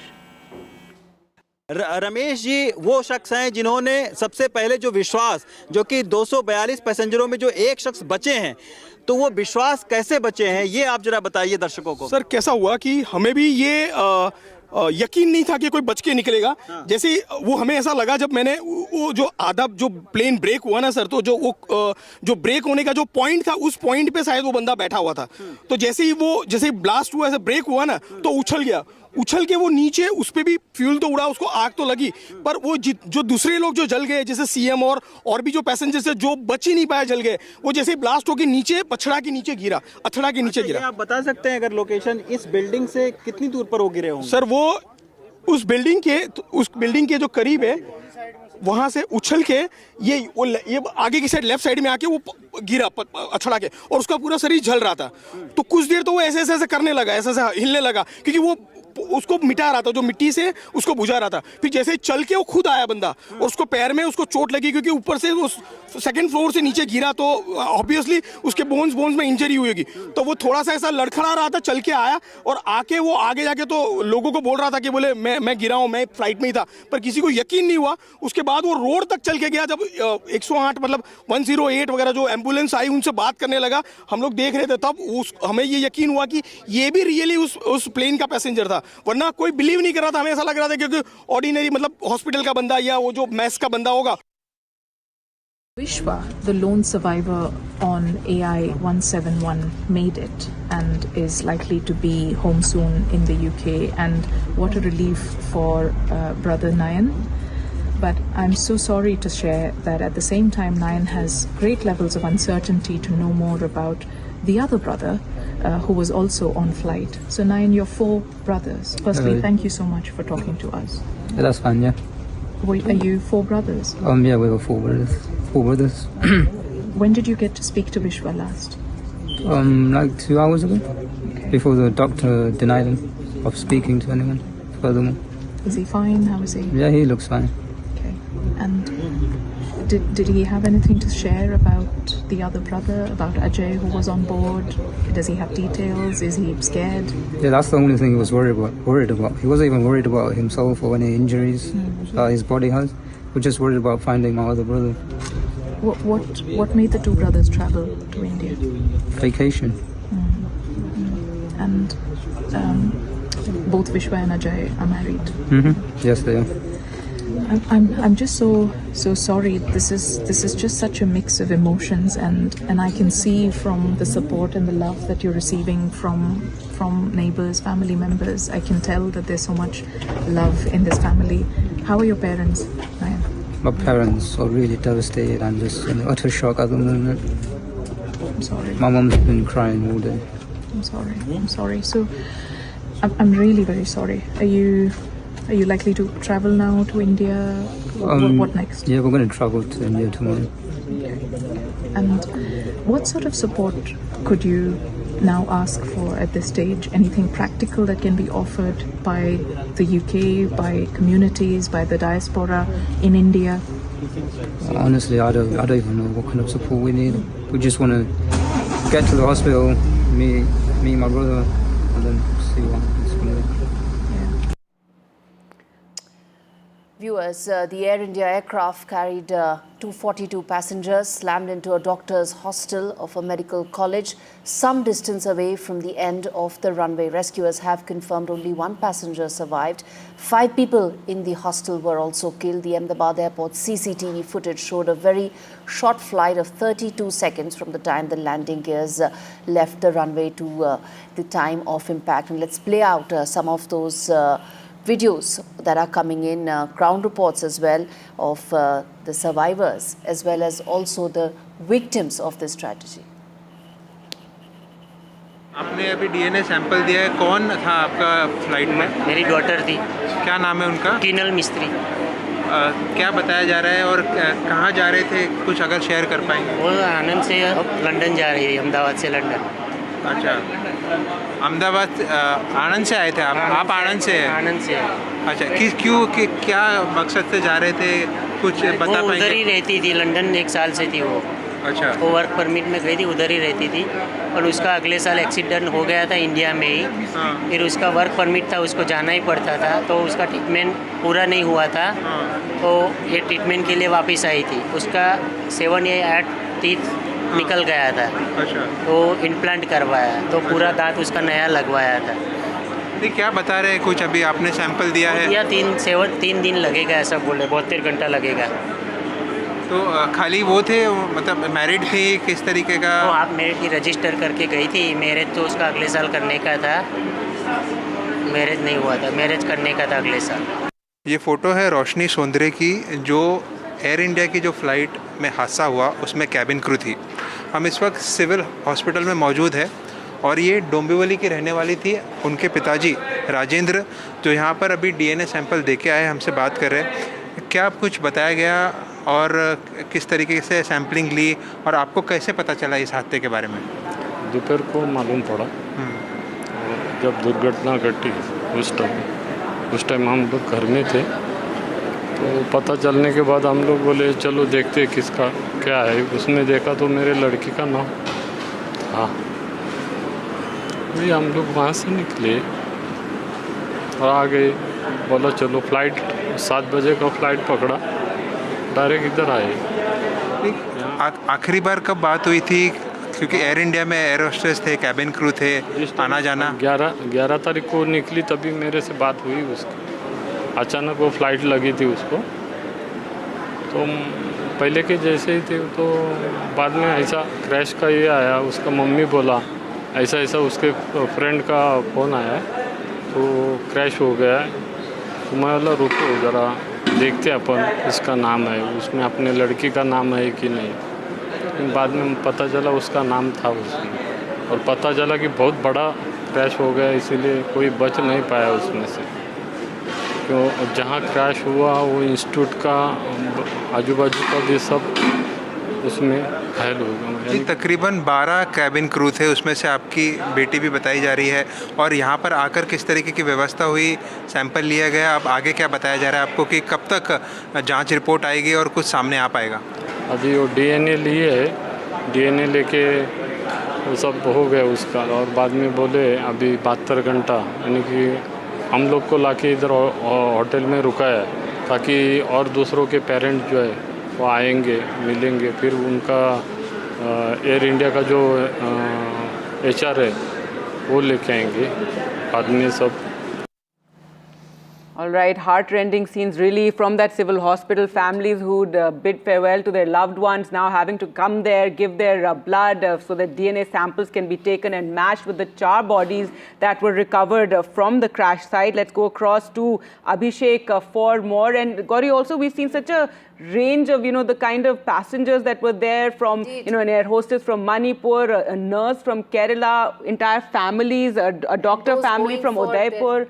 Those going for their vacations, those going to meet some of their friends and family in London, those who were looking to relocate. There was this young family that came, Gargi. That selfie, yes. Yeah, that fatal selfie that really was heartbreaking. Right. Abhishek joins us from the civil hospital. And Abhishek, it's really emotional, heartrending wait for those family members. We do know that around 5 bodies have been handed over to the families. Earlier we saw that the Home Minister, the Gujarat Home Minister and Health Minister both had arrived at the hospital. Tell us what's happening now. Definitely, we are right present outside the center where DNA samples, you can say the blood samples for DNA matching are being collected. And every family which is reaching here, the relative, they have their own stories. As we are bringing out to you, we have the latest one of Keenal Mistry, and the last selfie says it all. A father and a mother who came to Ahmedabad airport to say goodbye to her daughter, and she didn't return is something. Now we have spoken to her father, and he's like, we were planning her marriage next year, and that was already registered a grand ceremony, which now we couldn't be able to do it. There are different stories, different memories of the relatives who are coming here. Some are ready to share, some are in very disturbed state of mind that we couldn't approach them also in that situation. This is what is going on in the civil hospital currently. And as we speak, as far as administration is concerned, or the hospital authority or the government, they have not come out with any official figures of death or like bodies being handed over or something like that. What we're coming to know is only from the sources, and the bodies which have been handed over, let me point out, because those are the bodies of the student who at least could have been identified by the friends and the relatives. But those of inside the flight and those passengers, definitely it has been made mandatory that without DNA report or matching, that couldn't be handed over to them. So it will take time. And what is more difficult in this situation is, after giving the blood for the sample, you will have to wait for next 72 hours. And necessary arrangements have been made by the administration, food packets, water. In fact, the accommodation will be provided to the relatives, and they are being asked to accommodate or live in the nearby area, circuit house and other accommodation made available for them.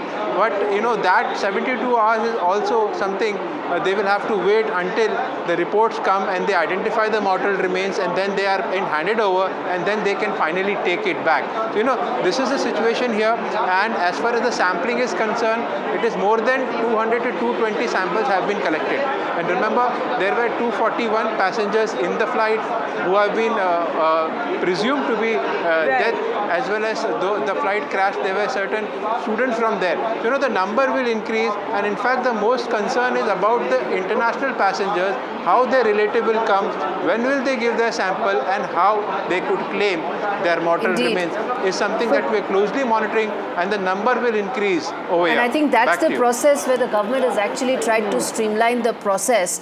No, but high commissions are ensuring that they are in touch with the victims' families, and this entire process of getting the DNA is expedited. So that point that Abhishek made, Abhishek, when those 5 bodies were handed over, so you're telling us these are of the medical students. Remember, this plane crashed into the BJ Medical College just adjacent to the airport, and these 5 bodies have been handed over. Abhishek also telling us that the number could go up. Abhishek, there's no clarity right now on the number of dead. The rest of the passengers so far, the DNA testing has to be done, so that will take longer. So Abhishek, just if you could tell us more about the students. We do know that the people who are working in the kitchen are also said to be missing. Any more clarity, any official word on the number of people on the ground who may have been affected? See, definitely, 2 case studies that I have already done is, how a senior citizen woman who used to prepare food in that canteen, I spoke to the son and the daughter of both the lady, and they have finally, by visiting across hospitals and mortuaries, they finally were told to go and give their sample. They spoke to us exclusively and said that, her mother used to cook food in the canteen, and the person whom we spoke to used to deliver the tiffins across the campus. And it is something very disturbing situation, because the senior citizen woman had a 2-year-old kid also. So, you can imagine the situation. Apart from those young doctors, in fact, the canteen staff has also suffered, and they are missing. And as far as the numbers are concerned, we cannot say that particular number, but definitely casualties have been of young doctors also. One of the Dr. Manav Bhadu, who have spoken with family with him last night. Yeah, so that's how things are going on, and process is there. People are turning up, relatives are turning up, and they are giving the samples, but they will have to wait for 72 hours. So as soon as early you reach, you might claim the mortal remains earliest. But ordeal is going to last 72 hours for the families of the victims. Abhishek Awasthi joining us live from the civil hospital, where that DNA testing process is underway. And viewers, another heartbreaking story that's coming in from Kerala. One of those killed in the Air India crash is the nurse Ranjita Gopakumar, who had come on a quick visit to complete the formalities to renew her government job in Kerala. She was returning to the UK, hoping to then quickly return back and settle down in Kerala with her 2 young children. My colleague Sam Daniel, in fact, spoke with the family of the nurse. Listen in. More heart-rending stories are emerging a day after the crash of the Air India London-bound flight in Ahmedabad. One of those killed is a nurse from Kerala, Ranjita Gopakumar, who was on her way back to the UK after a brief visit to her hometown Pathanamthitta in Kerala. She had come to quickly complete formalities to renew her government job at a hospital in Pathanamthitta. She was going back hoping to return for good soon so that she'll be able to settle back at Pathanamthitta with her 2 children and her mother.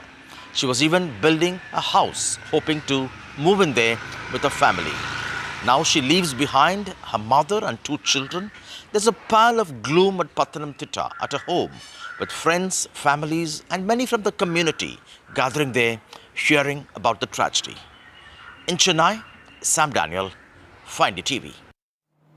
All right, so just one of the many heart-wrenching tales that have emerged since this tragedy, since the plane crash took place just within seconds of taking off there from Ahmedabad. 241 passengers dead, also at least 5 medical students on the ground. 2 have died after the plane crashed into their hostel. All right, on that note, we slip into a quick break. We come back and continue our rolling coverage of one of the biggest air tragedies that India has ever faced.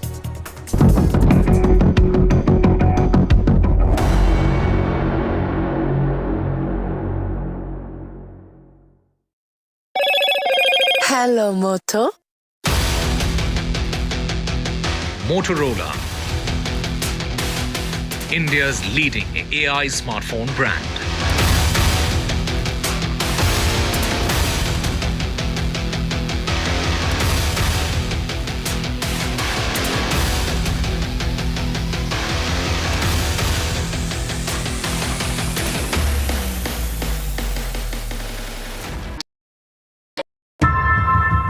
How often have you turned away from debates that descend into endless fights? We bring you a show where every question is answered,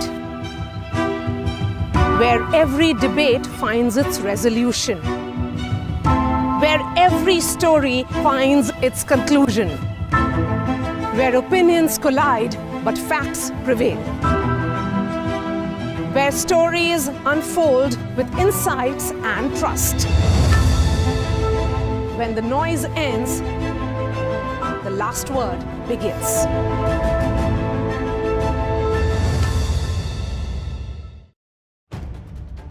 If it matters to you, if it matters to you, if it matters to you, it matters to India. It matters to India. And it matters to me. And it matters to me. India Matters with Shivaru. Only on NDTV 24/7. I've been reporting on all issues big and small from Andhra Pradesh, Telangana, rest of South India, bringing you all the action, all that you need to know, all that you want to know. The energy of maximum city is infectious. I'm bringing that energy in our news coverage from financial capital Mumbai. Covering from the southernmost part of India over the last 23 years, I bring in-depth and 360-degree coverage from the Dravidian heartland. The land of Mishti, also known for its bitter politics. I have seen much water flow under the Howrah Bridge, covering Bengal in all its vivid colors. India's IT capital is always bustling, a city full of startups, stories and surprises. And I keep you ahead on all the Bengaluru buzz. In today's interconnected world, India's voice is more crucial than ever. When India speaks, the world listens. At NDTV World, we are that voice, bringing you intelligent and insightful news from India and beyond. From geopolitics and diplomacy to economic shifts, migrations, tech disruptions, and the stories of our diaspora. We cover the news that shapes our global future. NDTV World, your new home for global news is here. मैं नरेंद्र दामोदर दास मोदी ईश्वर की शपथ लेता हूं कि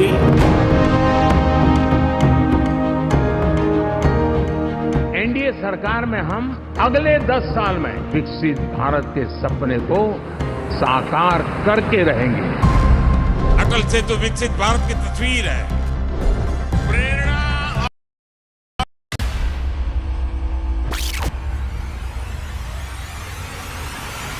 the last 1 month, if you see the share price. Tragic air crash that took place in Ahmedabad after the Boeing Dreamliner crashed shortly after taking off, barely seconds after taking off, it crashed into a medical college. We've been bringing you reports of the passengers who've lost their lives, 241, an array of people, be it an air hostess from Manipur, a nurse from Kerala, a former chief minister as well, and those reports coming in as at the same time news coming in that the government may be even considering grounding the entire fleet, the Dreamliner fleet, as they conduct an inquiry into what took place, what caused this crash, whether it was even a maintenance issue. Indeed, and that would be extremely significant given the fact that Air India does run over 30 Dreamliners. We are not going to jump the gun here. We're going to wait for the official probe and the official word as to what really happened. But meanwhile, I want to play out this important conversation that included with Akhilesh Chaubey, a resident of the same building where Aparna Mahadik, who's a resident of Goregaon, who was there in that ill-fated aircraft. Listen in.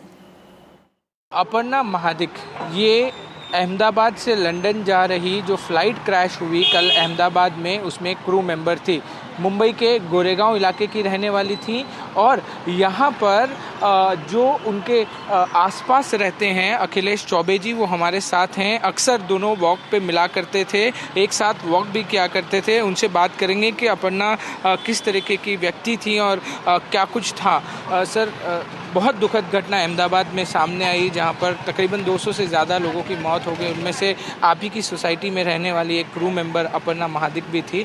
किस तरीके से आप उनको जानते थे, क्या वो कैसे व्यक्तित्व था उनका? नहीं, हमारी सोसाइटी में जो है एयर इंडिया के काफ़ी पायलट्स और क्रू मेंबर्स रहते हैं और हम लोग जो है नीचे वॉक करते समय या जो सोसाइटी के सार्वजनिक कार्यक्रम होते हैं उसमें एक दूसरे को मिलते थे, एक दूसरे को जानते थे।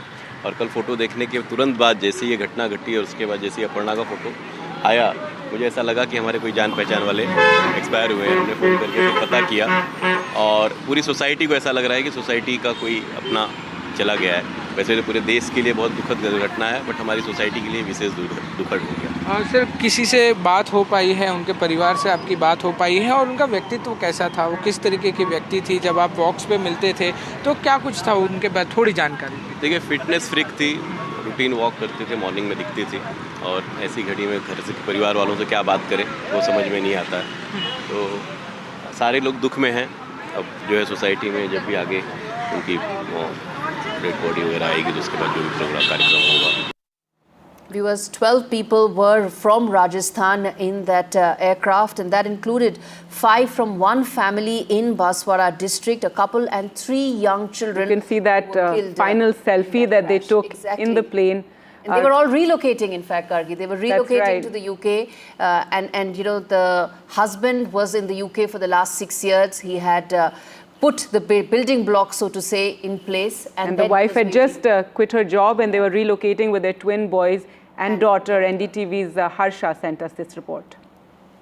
12 people from Rajasthan have lost their lives in that tragic accident in Ahmedabad. 5 of them from one family from Baswara.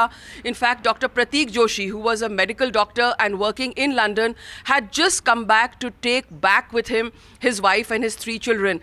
He had been working in London for 3 years and he wanted his family to move with him permanently and start a new life. He took a very happy selfie with his wife and his 3 children. His wife, Dr. Komi Vyas, also a doctor, sitting next to him in the aircraft. She'd quit her job in Udaipur to move to London with her husband and her 3 children across the aisle, their 8-year-old daughter and their twin boys. There was also a young girl, Payal Khatik, who was going to London to pursue medicine. There was a young bride, Khushbu, from a small village in Rajasthan's Balotra area. She'd just been married a few months ago. She was traveling to London to be with her husband for the first time. Her last photograph too with her father at the airport. A slightly nervous, winsome smile as she leaves the family behind to go and meet her husband, who she's known perhaps for a very short time. She was recently married. There were also these cooks who were traveling on that flight. They used to regularly be in and out of London. They used to work in the house of an Ahmedabad-based businessman. And then 2 young children, about in their 20s, youngsters in their early 20s, Shubh and Shagun Modi, brother and sister, both of them successful MBA graduates who were working with their father, a marble-based trader in Udaipur. They were handling the family business. He lost both his children in that tragic air crash in one go. Brother and sister both have died. And there was also Abhinav Parihar, who leaves behind a young wife and a small child. He also had business in London. He was also on that flight. So 12 people from Rajasthan died in that air crash. Some of them posted pictures just minutes before the plane took off. They've left behind devastated families, and perhaps forever those pictures which show their happy smiles trying to start a new life. But unfortunately, that was not to be. All right, so many stories now emerging after the air crash took place yesterday. Just to bring you up to date on what's taking place right now, the Prime Minister is in Gujarat. He's in Ahmedabad. He visited the crash site, the civil hospital, and held a review meeting. Also, the black box, the search for it is continuing, and various probe teams are on the ground. The DGCA probe team, as well as international from UK as well as the US, are there. Boeing also offering to send a team. There may also be a review of the entire Dreamliner fleet. That is what NDTV has learned. So we'll continue to track all these developments and bring you all the news updates.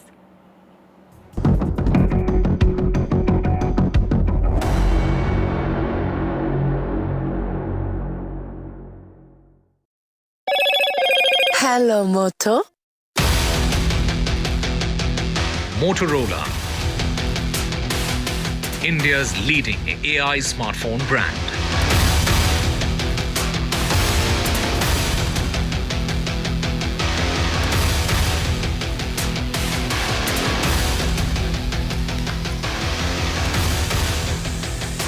India's biggest air tragedy in 3 decades.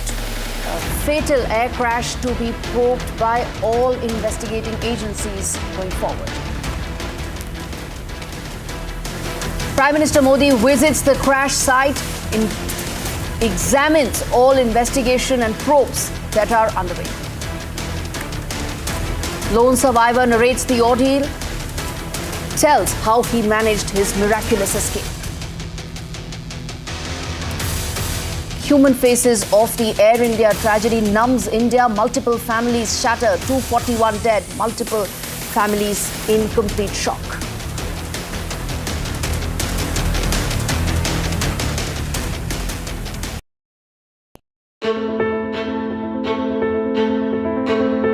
News is not just headlines, it is what impacts you.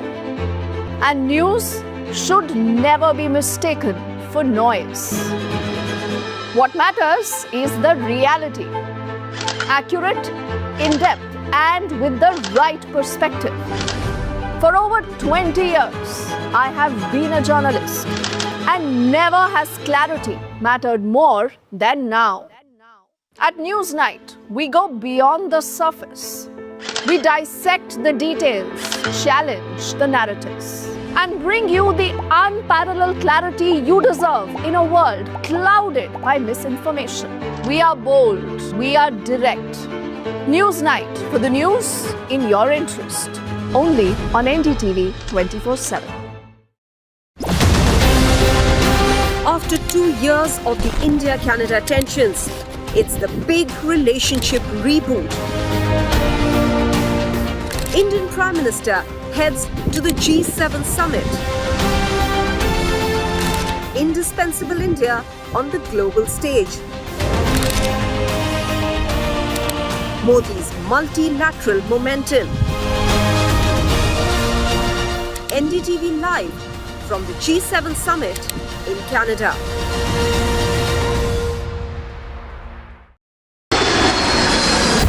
Air India plane crash in Ahmedabad, India's latest aviation disaster. India responds to the tragedy. Facts first, 100% ground reports. Fuel that burnt this entire area. Maximum reporters, maximum coverage on NDTV.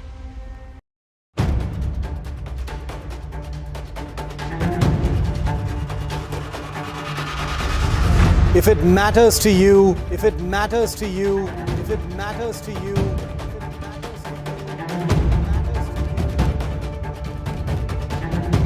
It matters to India. It matters to India. It matters to India. And it matters to me. And it matters to me.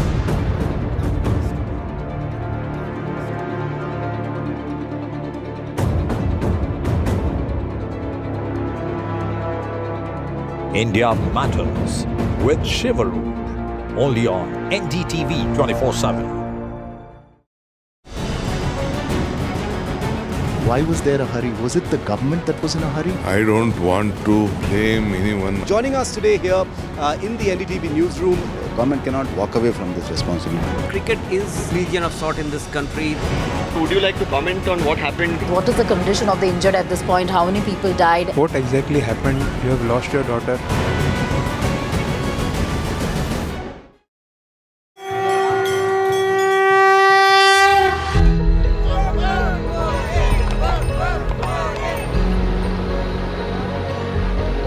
In the wake of Pahalgam, all eyes on the Amarnath Yatra. Amidst fear, faith and fortitude.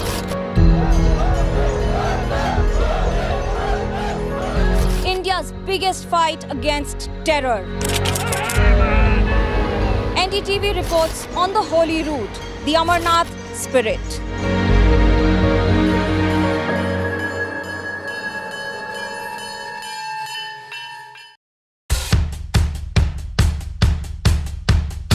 The markets move fast.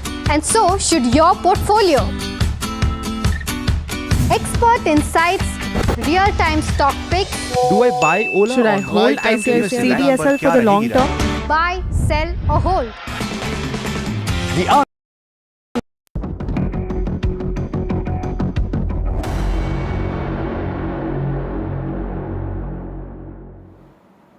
Good afternoon, viewers. We continue tracking the Air India Dreamliner crash into Ahmedabad College hostel yesterday that has killed over 240 persons, making it India's worst aviation tragedy in at least 3 decades. Right. Gauri, also the Prime Minister has visited the collapse site and he has met with people in the hospital, and there's only one thing that he has told all his officials, that the focus needs to be on rescue and outreach to all the families who have lost their loved ones in this accident. All that and more coming up, but first up, the headlines. Government considering Dreamliner safety probe. Sources tell NDTV domestic 787 fleet could be grounded. Safety review of Boeing 787 fleet in India likely. This is India's biggest air tragedy in 3 decades. Multi-agency probe is underway now. Search is on for the black boxes and why the key to Mayday call was made. जैसे मेरा door टूटा ना सब, तो मैंने देखा ना जब सामने कि थोड़ा इधर पेश है, तो मैं ट्राई कर सकता हूँ निकलने के लिए, तो मैंने ट्राई किया निकलने के लिए, तो फिर मैं निकल गया उधर. The lone survivor narrates his ordeal. Prime Minister Modi meets the lone survivor of the horrific AI 717 crash. The survivor says that the door broke on impact and he jumped out. He said he did not think that he would actually survive. Prime Minister Modi is in his home state in Ahmedabad. He has visited the crash site. He has also visited civil hospital. He has met with people who are injured, who are recovering now. India's most expensive aviation claim. The potential 2,400 crore demand likely. Claims for damage and loss of lives. Meanwhile, Israel has launched preemptive strikes against Iran. Iran airspace is closed now. Multiple flights have been diverted. In fact, 16 Air India flights have also been diverted, or they are returning to their origins.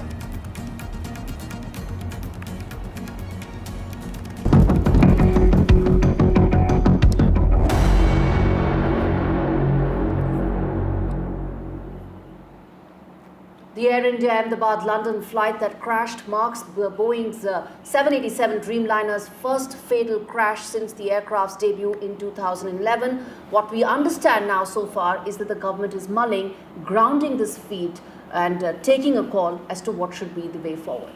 Also, Gauri, this is a fleet that has been under scanner for some years now. In fact, Air India operates 33 Dreamliners across the world, and these are mostly international flights. Air India's statement is awaited. And before Thursday's crash, the Boeing 787 Dreamliner aircraft had an immaculate record with 1,000 planes delivered around 14 years. But Boeing's program for the 787 series fleet has also suffered several setbacks, including repeated and costly delivery suspensions, and also some allegations with regard to faults and manufacturing quality issues. Let's go across to our colleague Sessa from NDTV Profit, who has a report on this.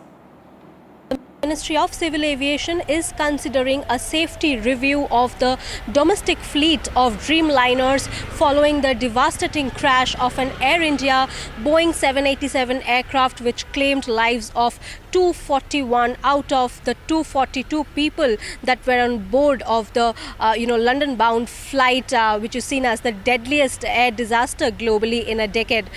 Sources say that as a precautionary measures, authorities are likely to look at the possibility of temporary grounding of all Boeing 787 aircraft, with initial safety inquiries underway. Several stakeholders, including Tata Group, Boeing India, the US National Transportation Safety Board, as well as the Federal Aviation Administration, are engaged in discussion.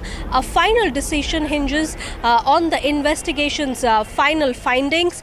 Meanwhile, Air India, which operates 34 Dreamliners, the largest fleet among Indian carriers, is also likely to face scrutiny, especially regarding maintenance practices.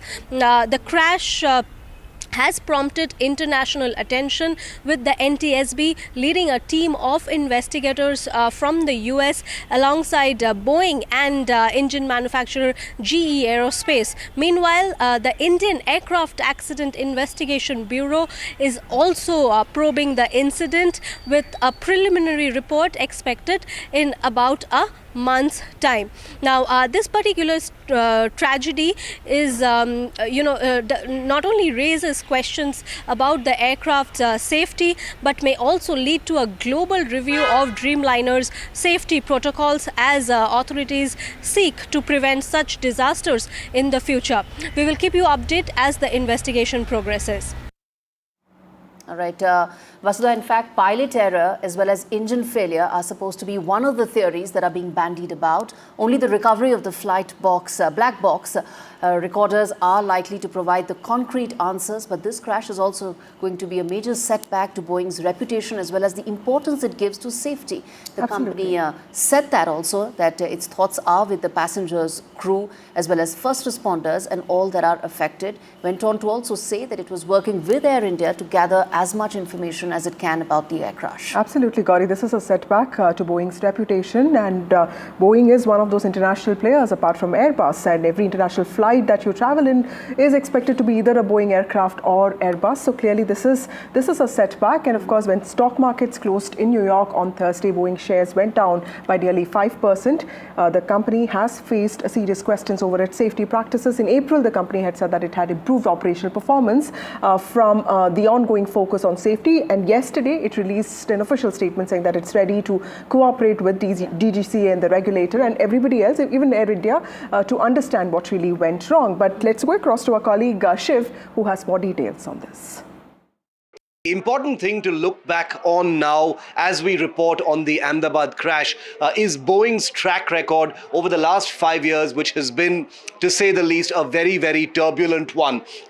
It has faced a probe over two very similar crashes that took place. This was of a different aircraft type. This was the 737 MAX, which, as you know, was globally grounded for a very long time, leading to one of the largest aviation investigations in history. The Lion Air flight and the Ethiopian Air flight, the crashes that took place in which 346 people had died, sparked one of the deepest and most damaging investigations into Boeing. The 737 MAX aircraft in 2024 after the investigation was complete and the aircraft were back in the air, lost a door panel mid-air. This was an Air Alaska flight. There were no lives lost in this particular accident, but this led to a huge amount of scrutiny as far as factory floor quality control, something that Boeing has always prided itself on, but that became a big talking point as well. Boeing's brand has been taking a beating for about 5 to 6 years now, with the 737 MAX especially now. The whistleblower aspect of Boeing's troubles has been something in the media highlights for a while very sharply, especially John Barnett, who raised many safety concerns, and gave the impression that it was an I told you so moment as far as many of these accidents was concerned. He's warned of unsafe manufacturing practices. He'd put out a great deal of information suggesting that he had raised the flag on some of these practices in the past as well. He said that Boeing had responded to Barnett saying that the issues raised by him don't directly affect aviation safety, but John Barnett was found dead in March 2024, adding a very insidious sort of color to this entire thing. Now, the 787 issue becomes personal because the CEO of Boeing, Kelly Ortberg, has had to deal with troubles with the 787 in the past, even though Flight 171's crash is the first accident involving the Boeing Dreamliner, which is otherwise a very well-regarded aircraft. It has had troubles, and Kelly Ortberg will now be challenged by the effort to restore that trust. It's already been facing what I just described to you with the Boeing 737 MAX and now the 787 as well. Like I said, the post-crash effect financially on Boeing has had a telling effect. Their shares have already tanked by about 5%. So that's a shareholder challenge that Boeing will have to look like. The 787 Dreamliner, which was introduced in 2011, carried its billionth passenger last month. It's a widely used, widely operated wide-body passenger jet. And a loss of $11.8 billion is one of the big financial crises that Boeing actually faces in 2024 and going into this year. Total losses since 2019 is a staggering $35 billion. This is an enormous old aviation giant, but this has actually started to hurt. So the financial issues, the suspense and questions over safety will continue, to haunt Boeing. Fatalities in this particular accident, 241, like we've been reporting here on NDTV, one sole survivor who just met the Prime Minister as well. But 241 makes this one of the biggest and most damaging accidents involving a Boeing aircraft. There was a 737 crash in 2024 of Jeju Airlines. 179 people died in that particular accident. Let's move on to the next one. There are other. This was a Boeing 737, once again, 21. This was the Air India Express in Kozhikode in Kerala, which had landed and broken apart after landing. 21 people had died in that particular crash. Benny had thankfully survived as well. The 737 MAX 8 air crash, this was the Lion air crash that I was referring to at the beginning of this video. 189 people crashed in that. This is the genesis of what became that bigger investigation. And then you had the Ethiopian air crash as well, just a few months later, in which 157 people died. It all came down to something called the MCAS, or Maneuvering Characteristics Augmentation System, which became a buzzword, a piece of software that spawned an enormous investigation into Boeing. So over nearly 400 people dying in two aircraft accidents spawned perhaps the biggest dark period as far as Boeing's reputation is concerned. There was a Bihar crash in 2000 in which a Boeing 737-200 crashed. 60 people had died in that particular crash. So what we do know right now about the Dreamliners, and like I said, these are aircraft that are wide-body, twin-engine aircraft built for efficiency and speed. Boeing's, big answer to aircraft from its rival Airbus. This is the first crash involving the 787 Dreamliner type since its introduction in 2011. All right, let's now get in our colleague Ankit Tyagi, who's standing by at the crash site where, of course, the wreckage is being picked up. Ankit, talk to us about what really is happening right now on ground. Let me start by giving you the latest what is happening at this moment, Gauri and Vasudha. And we were reporting since morning, this area, the mess area, which was where the doctors were eating when the plane in fact crashed. Now, very important visuals, and I'll ask these to in fact zoom in. Since morning, there was a lot of activity. Now, this half of this building had already collapsed. The roof had already collapsed. Now there are workers right on top where the tail section is, and they are using, in fact, machines to drill and break the remaining section of the roof. I can show you at this moment. You will see people in the fluorescent vest, and also a few of them standing right at the top. And Sudesh will zoom in and probably be able to show you the drilling machine that they are using at this moment to break those sections of the terrace. Now, this could happen for two reasons. Number one, this entire structure on the roof over the mess is very, very precarious at this moment. It's unstable. So they are trying to, in fact, break this so that people don't walk over. Apart from that, earlier we saw that there were ropes brought in to secure this tail section. Now, this tail section becomes very, very important because what we have learned so far for the Boeing 787 Dreamliner, the black box is somewhere located in the tail section. Now, since yesterday, there have been one after another, many teams, those who have come here. But at this moment, we do not have any confirmation whether the black box have been recovered or not. At least last a couple of hours back, when Vishnu spoke to his sources in Air India, it was clear that the black box is yet to be recovered.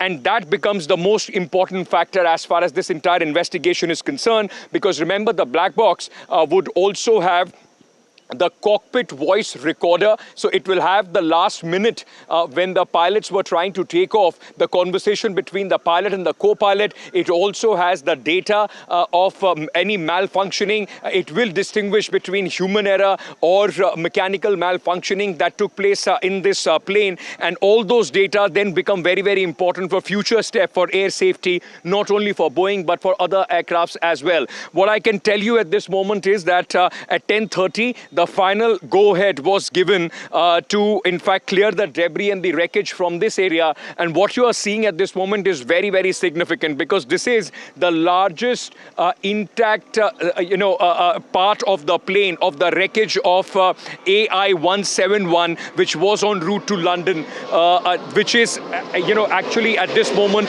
the biggest part that you can see intact.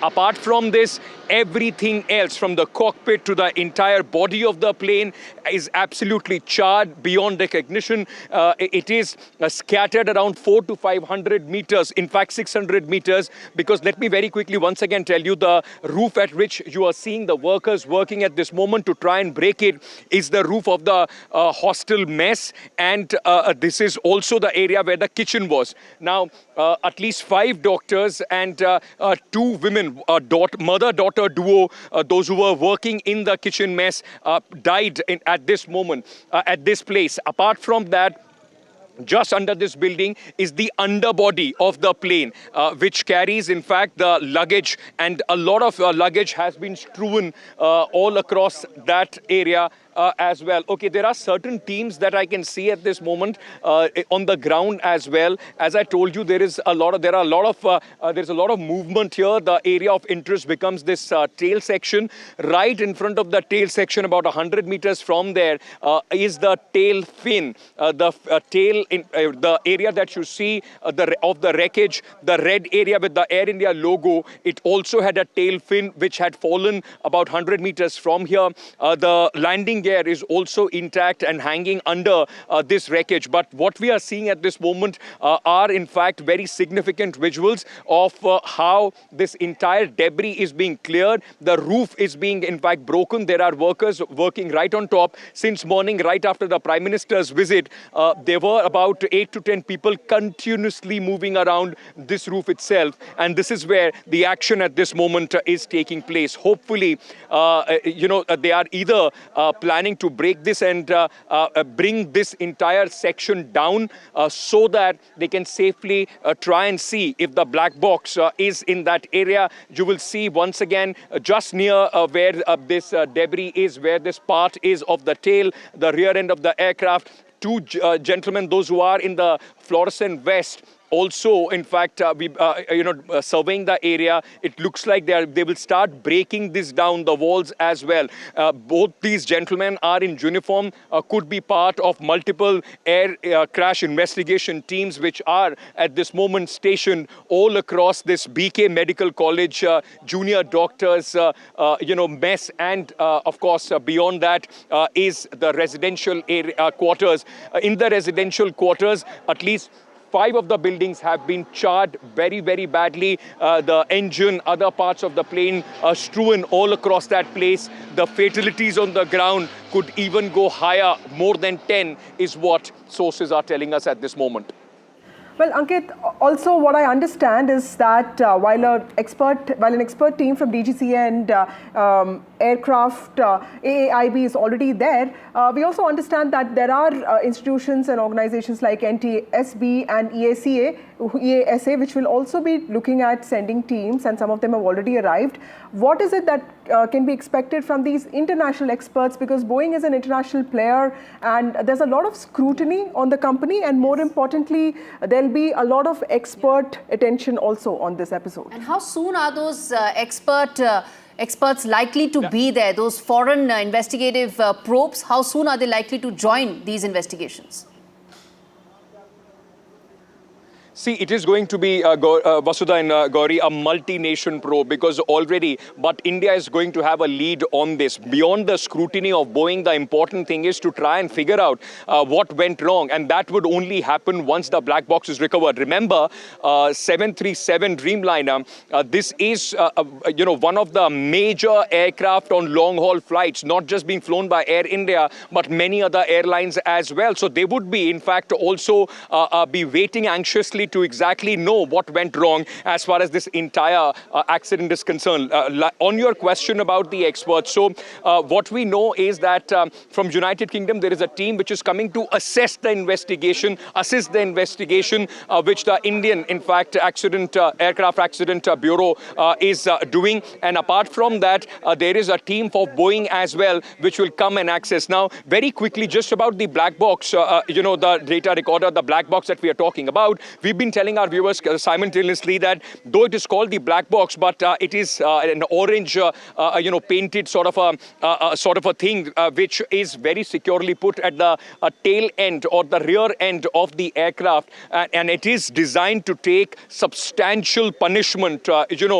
G-forces. It can also a high impact burning. If it goes underwater, then there are provisions that a transponder starts emitting a signal so that it can be in fact found. But since this was low altitude, I don't know whether that transponder mechanism works or not. But the fact is, if the black box is recovered and if it is undamaged, which we have seen in one of the major crashes as well, it is largely a plug and play game. They will put it in a system and they will start receiving the data immediately. So that becomes very important. Yesterday, Vasudha, teams, as you were saying, from the DGCA, Civil Aviation Ministry, along with the, aircraft accident investigation teams of India, the Bureau, had all come here. I was told about more than 36 people, 36 to 40 people had arrived yesterday in this multidisciplinary team. Apart from that, there are some teams from the Defense Forces as well, those who are helping them investigate the crash. As far as the international teams are concerned, we don't have a timeline to that. But Boeing already have been told has dispatched engineers and their teams to assist the investigation. Now, in this entire matter, 2-3 things become very, very important. Number one, they will come and assess how the plane disintegrated. So this entire area, which was photographed extensively by the teams which were investigating this last night, at around 11 o'clock, they reached here. They made 6 to 7 teams comprising of 5 to 8 people, which went to different areas to understand what happened, and also to take multiple pictures and visuals of this, so that can be put together to understand what happened at the point of impact, where all did the debris fall. And after that, I've been told that the SDRF and the NDRF have been given specific instructions that the debris which will be cleaned, because, it's difficult to explain to our viewers, those who are on television, the enormity of the debris. The entire, those buildings that you see which are charred black, the entire ground beneath them is just mangled remains of the aircraft, broken walls, things which have fallen from the buildings as well. So it will be a very, very difficult task to scoop everything up and clean this area. But they have been told that it has to be done section by section. It has to be marked and then put into baggages and then dispatched from here. It's not that all of this is going to be cleared and thrown to a side. They will be taken to facilities for investigation, where they will try and put a picture together of the last moments of this aircraft and what exactly happened when the impact in fact took place. Let me also very quickly tell you that as we speak, we are seeing more people, presumably from the investigation teams, coming in at this tail section of the aircraft.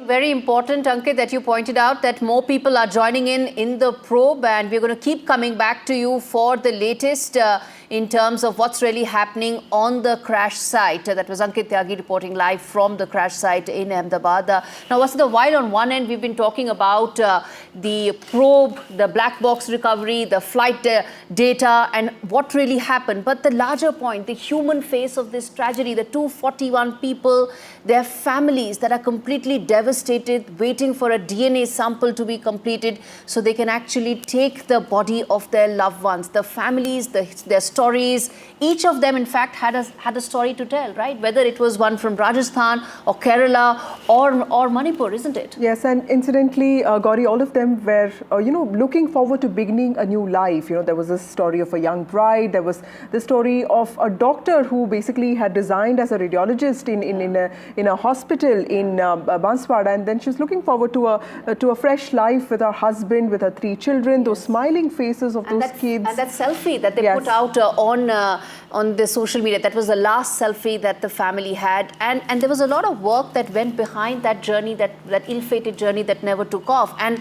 like that, there were so many other such cases. In fact, also the former Chief Minister of Gujarat, Vijay Rupani as well, the tragic details of each of those 241 passengers is essentially the human side of this tragedy. So while we've been talking about how do you identify what happened, but we can never lose sight of the faces who bore the brunt of India's worst air disaster. Absolutely. And Vijay Rupani, former Chief Minister of Gujarat, dying in such a tragic way. And, Gauri, a lot of us actually used to call him the accidental Chief Minister. But, he was the first Chief Minister of Gujarat after Keshubhai Patel from Saurashtra. He represented something so important. Apart from him, all the young and old faces who were looking forward to something so promising, a future that had so much in store for them and for their family members. And their family members had not even left the airport when the crash news came in. We saw it, all of it firsthand. And I'm going to play out some of those reactions, viewers, as we keep coming back to those, as I said, the human side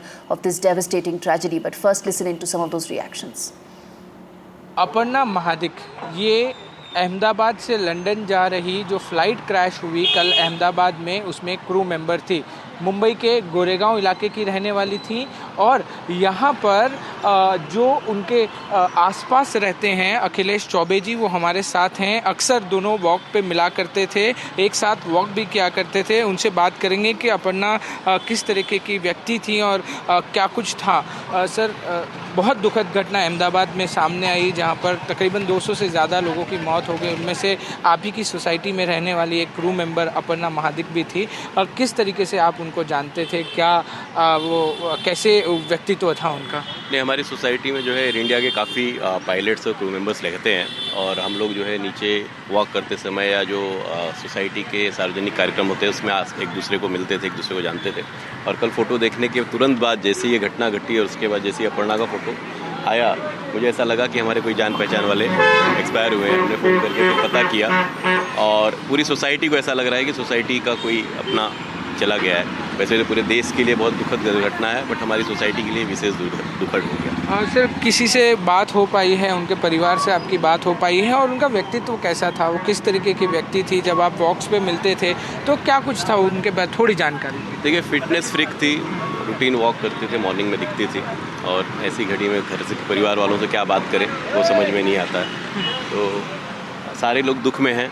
अब जो है society में जब भी आगे उनकी dead body वगैरह आएगी तो उसके बाद जो भी प्रोग्राम कार्यक्रम होगा। आपने अभी डीएनए सैंपल दिया है, कौन था आपका फ्लाइट में? मेरी डॉटर थी।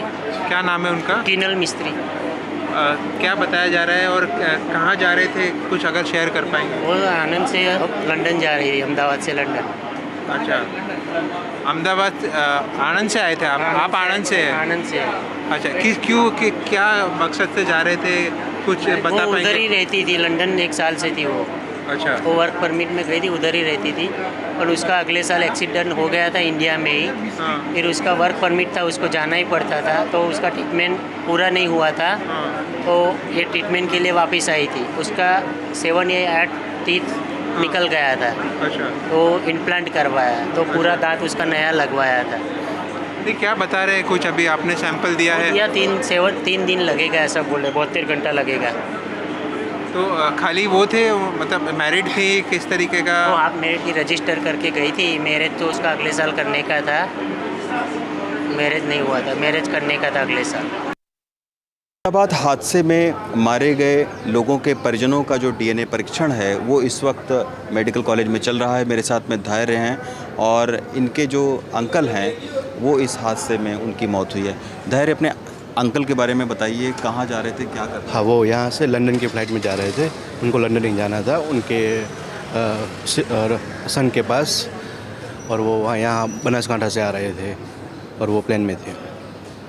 और कुछ तो आपको कब पता चला कि ये? हमें जैसे ही न्यूज़ में आया तो पता चला। फिर हमें तो पता था कि उनकी 1 बजे की फ़्लाइट है और यही फ़्लाइट थी, वो पता था। फिर उनके सन से टिकट सब मंगवाए और फिर यहाँ पर आ गए कल दोपहर को। अभी क्या हुआ है, डीएनए परीक्षण? हाँ, डीएनए परीक्षण अंकल के लिए रिपोर्ट्स दे दिए हमने। मेरी आंटी भी थी, उनका बाकी है, तो अभी उनका सैम्पलिंग के लिए आए। तो कब तक शव मिलने की उम्मीद है, क्या बताया गया? हाँ, अभी आइडेंटिफिकेशन के लिए उन्होंने बोला है कि आपको बुलाएगी जल्दी से। मीन्स अभी आप सैंपल दे दो, 72 आवर्स वैसे बोले, लेकिन हो सकता है कि वो इतना जल्दी तो हम दे देंगे। मतलब ये कहा गया है कि 3 दिन के भीतर? हाँ, क्योंकि क्या है कि इतनी ज़्यादा मौतें हुई तो सबका सैम्पलिंग होना है तो टाइम लगेगा शायद, तो इसलिए अभी 72 आवर्स हमें बोले गए। अच्छा, जो अंकल हैं, अंकल थे आपके, उनका क्या बेटा वहाँ लंदन में? हाँ, वो वहाँ पर जॉब कर रहा है, तो वो वहाँ ही सेटल है, तो उसी के लिए जा रहे थे वो वहाँ। ये फर्स्ट टाइम जा रहे थे कि? नहीं, वो जाके आए एक बार तो। ठीक है। ये फ़ोटो है रोशनी सोंदरे की, जो एयर इंडिया की जो फ़्लाइट में हादसा हुआ उसमें कैबिन क्रू थी। हम इस वक्त सिविल हॉस्पिटल में मौजूद है और ये डोंबिवली की रहने वाली थी। उनके पिताजी राजेंद्र जो यहाँ पर अभी डीएनए सैंपल देके आए, हमसे बात कर रहे हैं। क्या कुछ बताया गया और किस तरीके से सैंपलिंग ली और आपको कैसे पता चला इस हादसे के बारे में? दोपहर को मालूम पड़ा, जब दुर्घटना घटी उस टाइम हम लोग घर में थे, तो पता चलने के बाद हम लोग बोले चलो देखते किसका क्या है। उसमें देखा तो मेरे लड़की का नाम था। वही हम लोग वहाँ से निकले और आ गए, बोला चलो फ्लाइट 7 बजे का फ्लाइट पकड़ा, डायरेक्ट इधर आए। आखिरी बार कब बात हुई थी? क्योंकि एयर इंडिया में एयर होस्टेस थे, कैबिन क्रू थे, आना जाना। 11 तारीख को निकली, तभी मेरे से बात हुई उसकी। अचानक वो फ्लाइट लगी थी उसको, तो पहले के जैसे ही थे, तो बाद में ऐसा क्रैश का ये आया। उसका मम्मी बोला ऐसा ऐसा उसके फ्रेंड का फ़ोन आया है, तो क्रैश हो गया है। तो मैं बोला रुको ज़रा देखते अपन इसका नाम है, उसमें अपने लड़की का नाम है कि नहीं। लेकिन बाद में पता चला उसका नाम था उसमें, और पता चला कि बहुत बड़ा क्रैश हो गया, इसीलिए कोई बच नहीं पाया उसमें से। क्यों जहाँ क्रैश हुआ वो इंस्टीट्यूट का आजू बाजू का भी सब उसमें घायल हो गया। तकरीबन 12 कैबिन क्रू थे, उसमें से आपकी बेटी भी बताई जा रही है। और यहाँ पर आकर किस तरीके की व्यवस्था हुई, सैंपल लिया गया, अब आगे क्या बताया जा रहा है आपको कि कब तक जांच रिपोर्ट आएगी और कुछ सामने आ पाएगा? अभी वो डीएनए लिए है, डीएनए लेके वो सब हो गया उसका, और बाद में बोले अभी 72 घंटा, यानी कि हम लोग को लाके इधर होटल में रुकाया ताकि और दूसरों के पेरेंट्स जो है वो आएंगे, मिलेंगे, फिर उनका एयर इंडिया का जो HR है वो लेके आएंगे आदमी सब। 12 people from Rajasthan have lost their lives in that tragic accident in Ahmedabad. 5 of them from one family from Baswara. In fact, Dr. Prateek Joshi, who was a medical doctor and working in London, had just come back to take back with him his wife and his 3 children. He had been working in London for 3 years and he wanted his family to move with him permanently and start a new life. He took a very happy selfie with his wife and his 3 children. His wife, Dr. Komi Vyas, also a doctor, sitting next to him in the aircraft. She'd quit her job in Udaipur to move to London with her husband and her 3 children across the aisle, their 8-year-old daughter and their twin boys. There was also a young girl, Payal Khatik, who was going to London to pursue medicine. There was a young bride, Khushbu, from a small village in Rajasthan's Balotra area. She'd just been married a few months ago. She was traveling to London to be with her husband for the first time. Her last photograph too with her father at the airport. A slightly nervous, winsome smile as she leaves the family behind to go and meet her husband, who she's known perhaps for a very short time. She was recently married. There were also these cooks who were traveling on that flight. They used to regularly be in and out of London. They used to work in the house of an Ahmedabad-based businessman. And then 2 young children, about in their 20s, youngsters in their early 20s, Shubh and Shagun Modi, brother and sister, both of them successful MBA graduates who were working with their father, a marble-based trader in Udaipur. They were handling the family business. He lost both his children in that tragic air crash in one go. Brother and sister both have died. And there was also Abhinav Parihar, who leaves behind a young wife and a small child. He also had business in London. He was also on that flight. So 12 people from Rajasthan died in that air crash.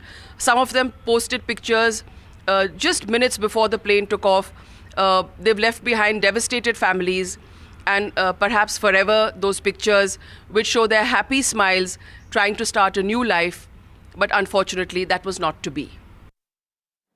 Hot trending stories are emerging a day after the crash of the Air India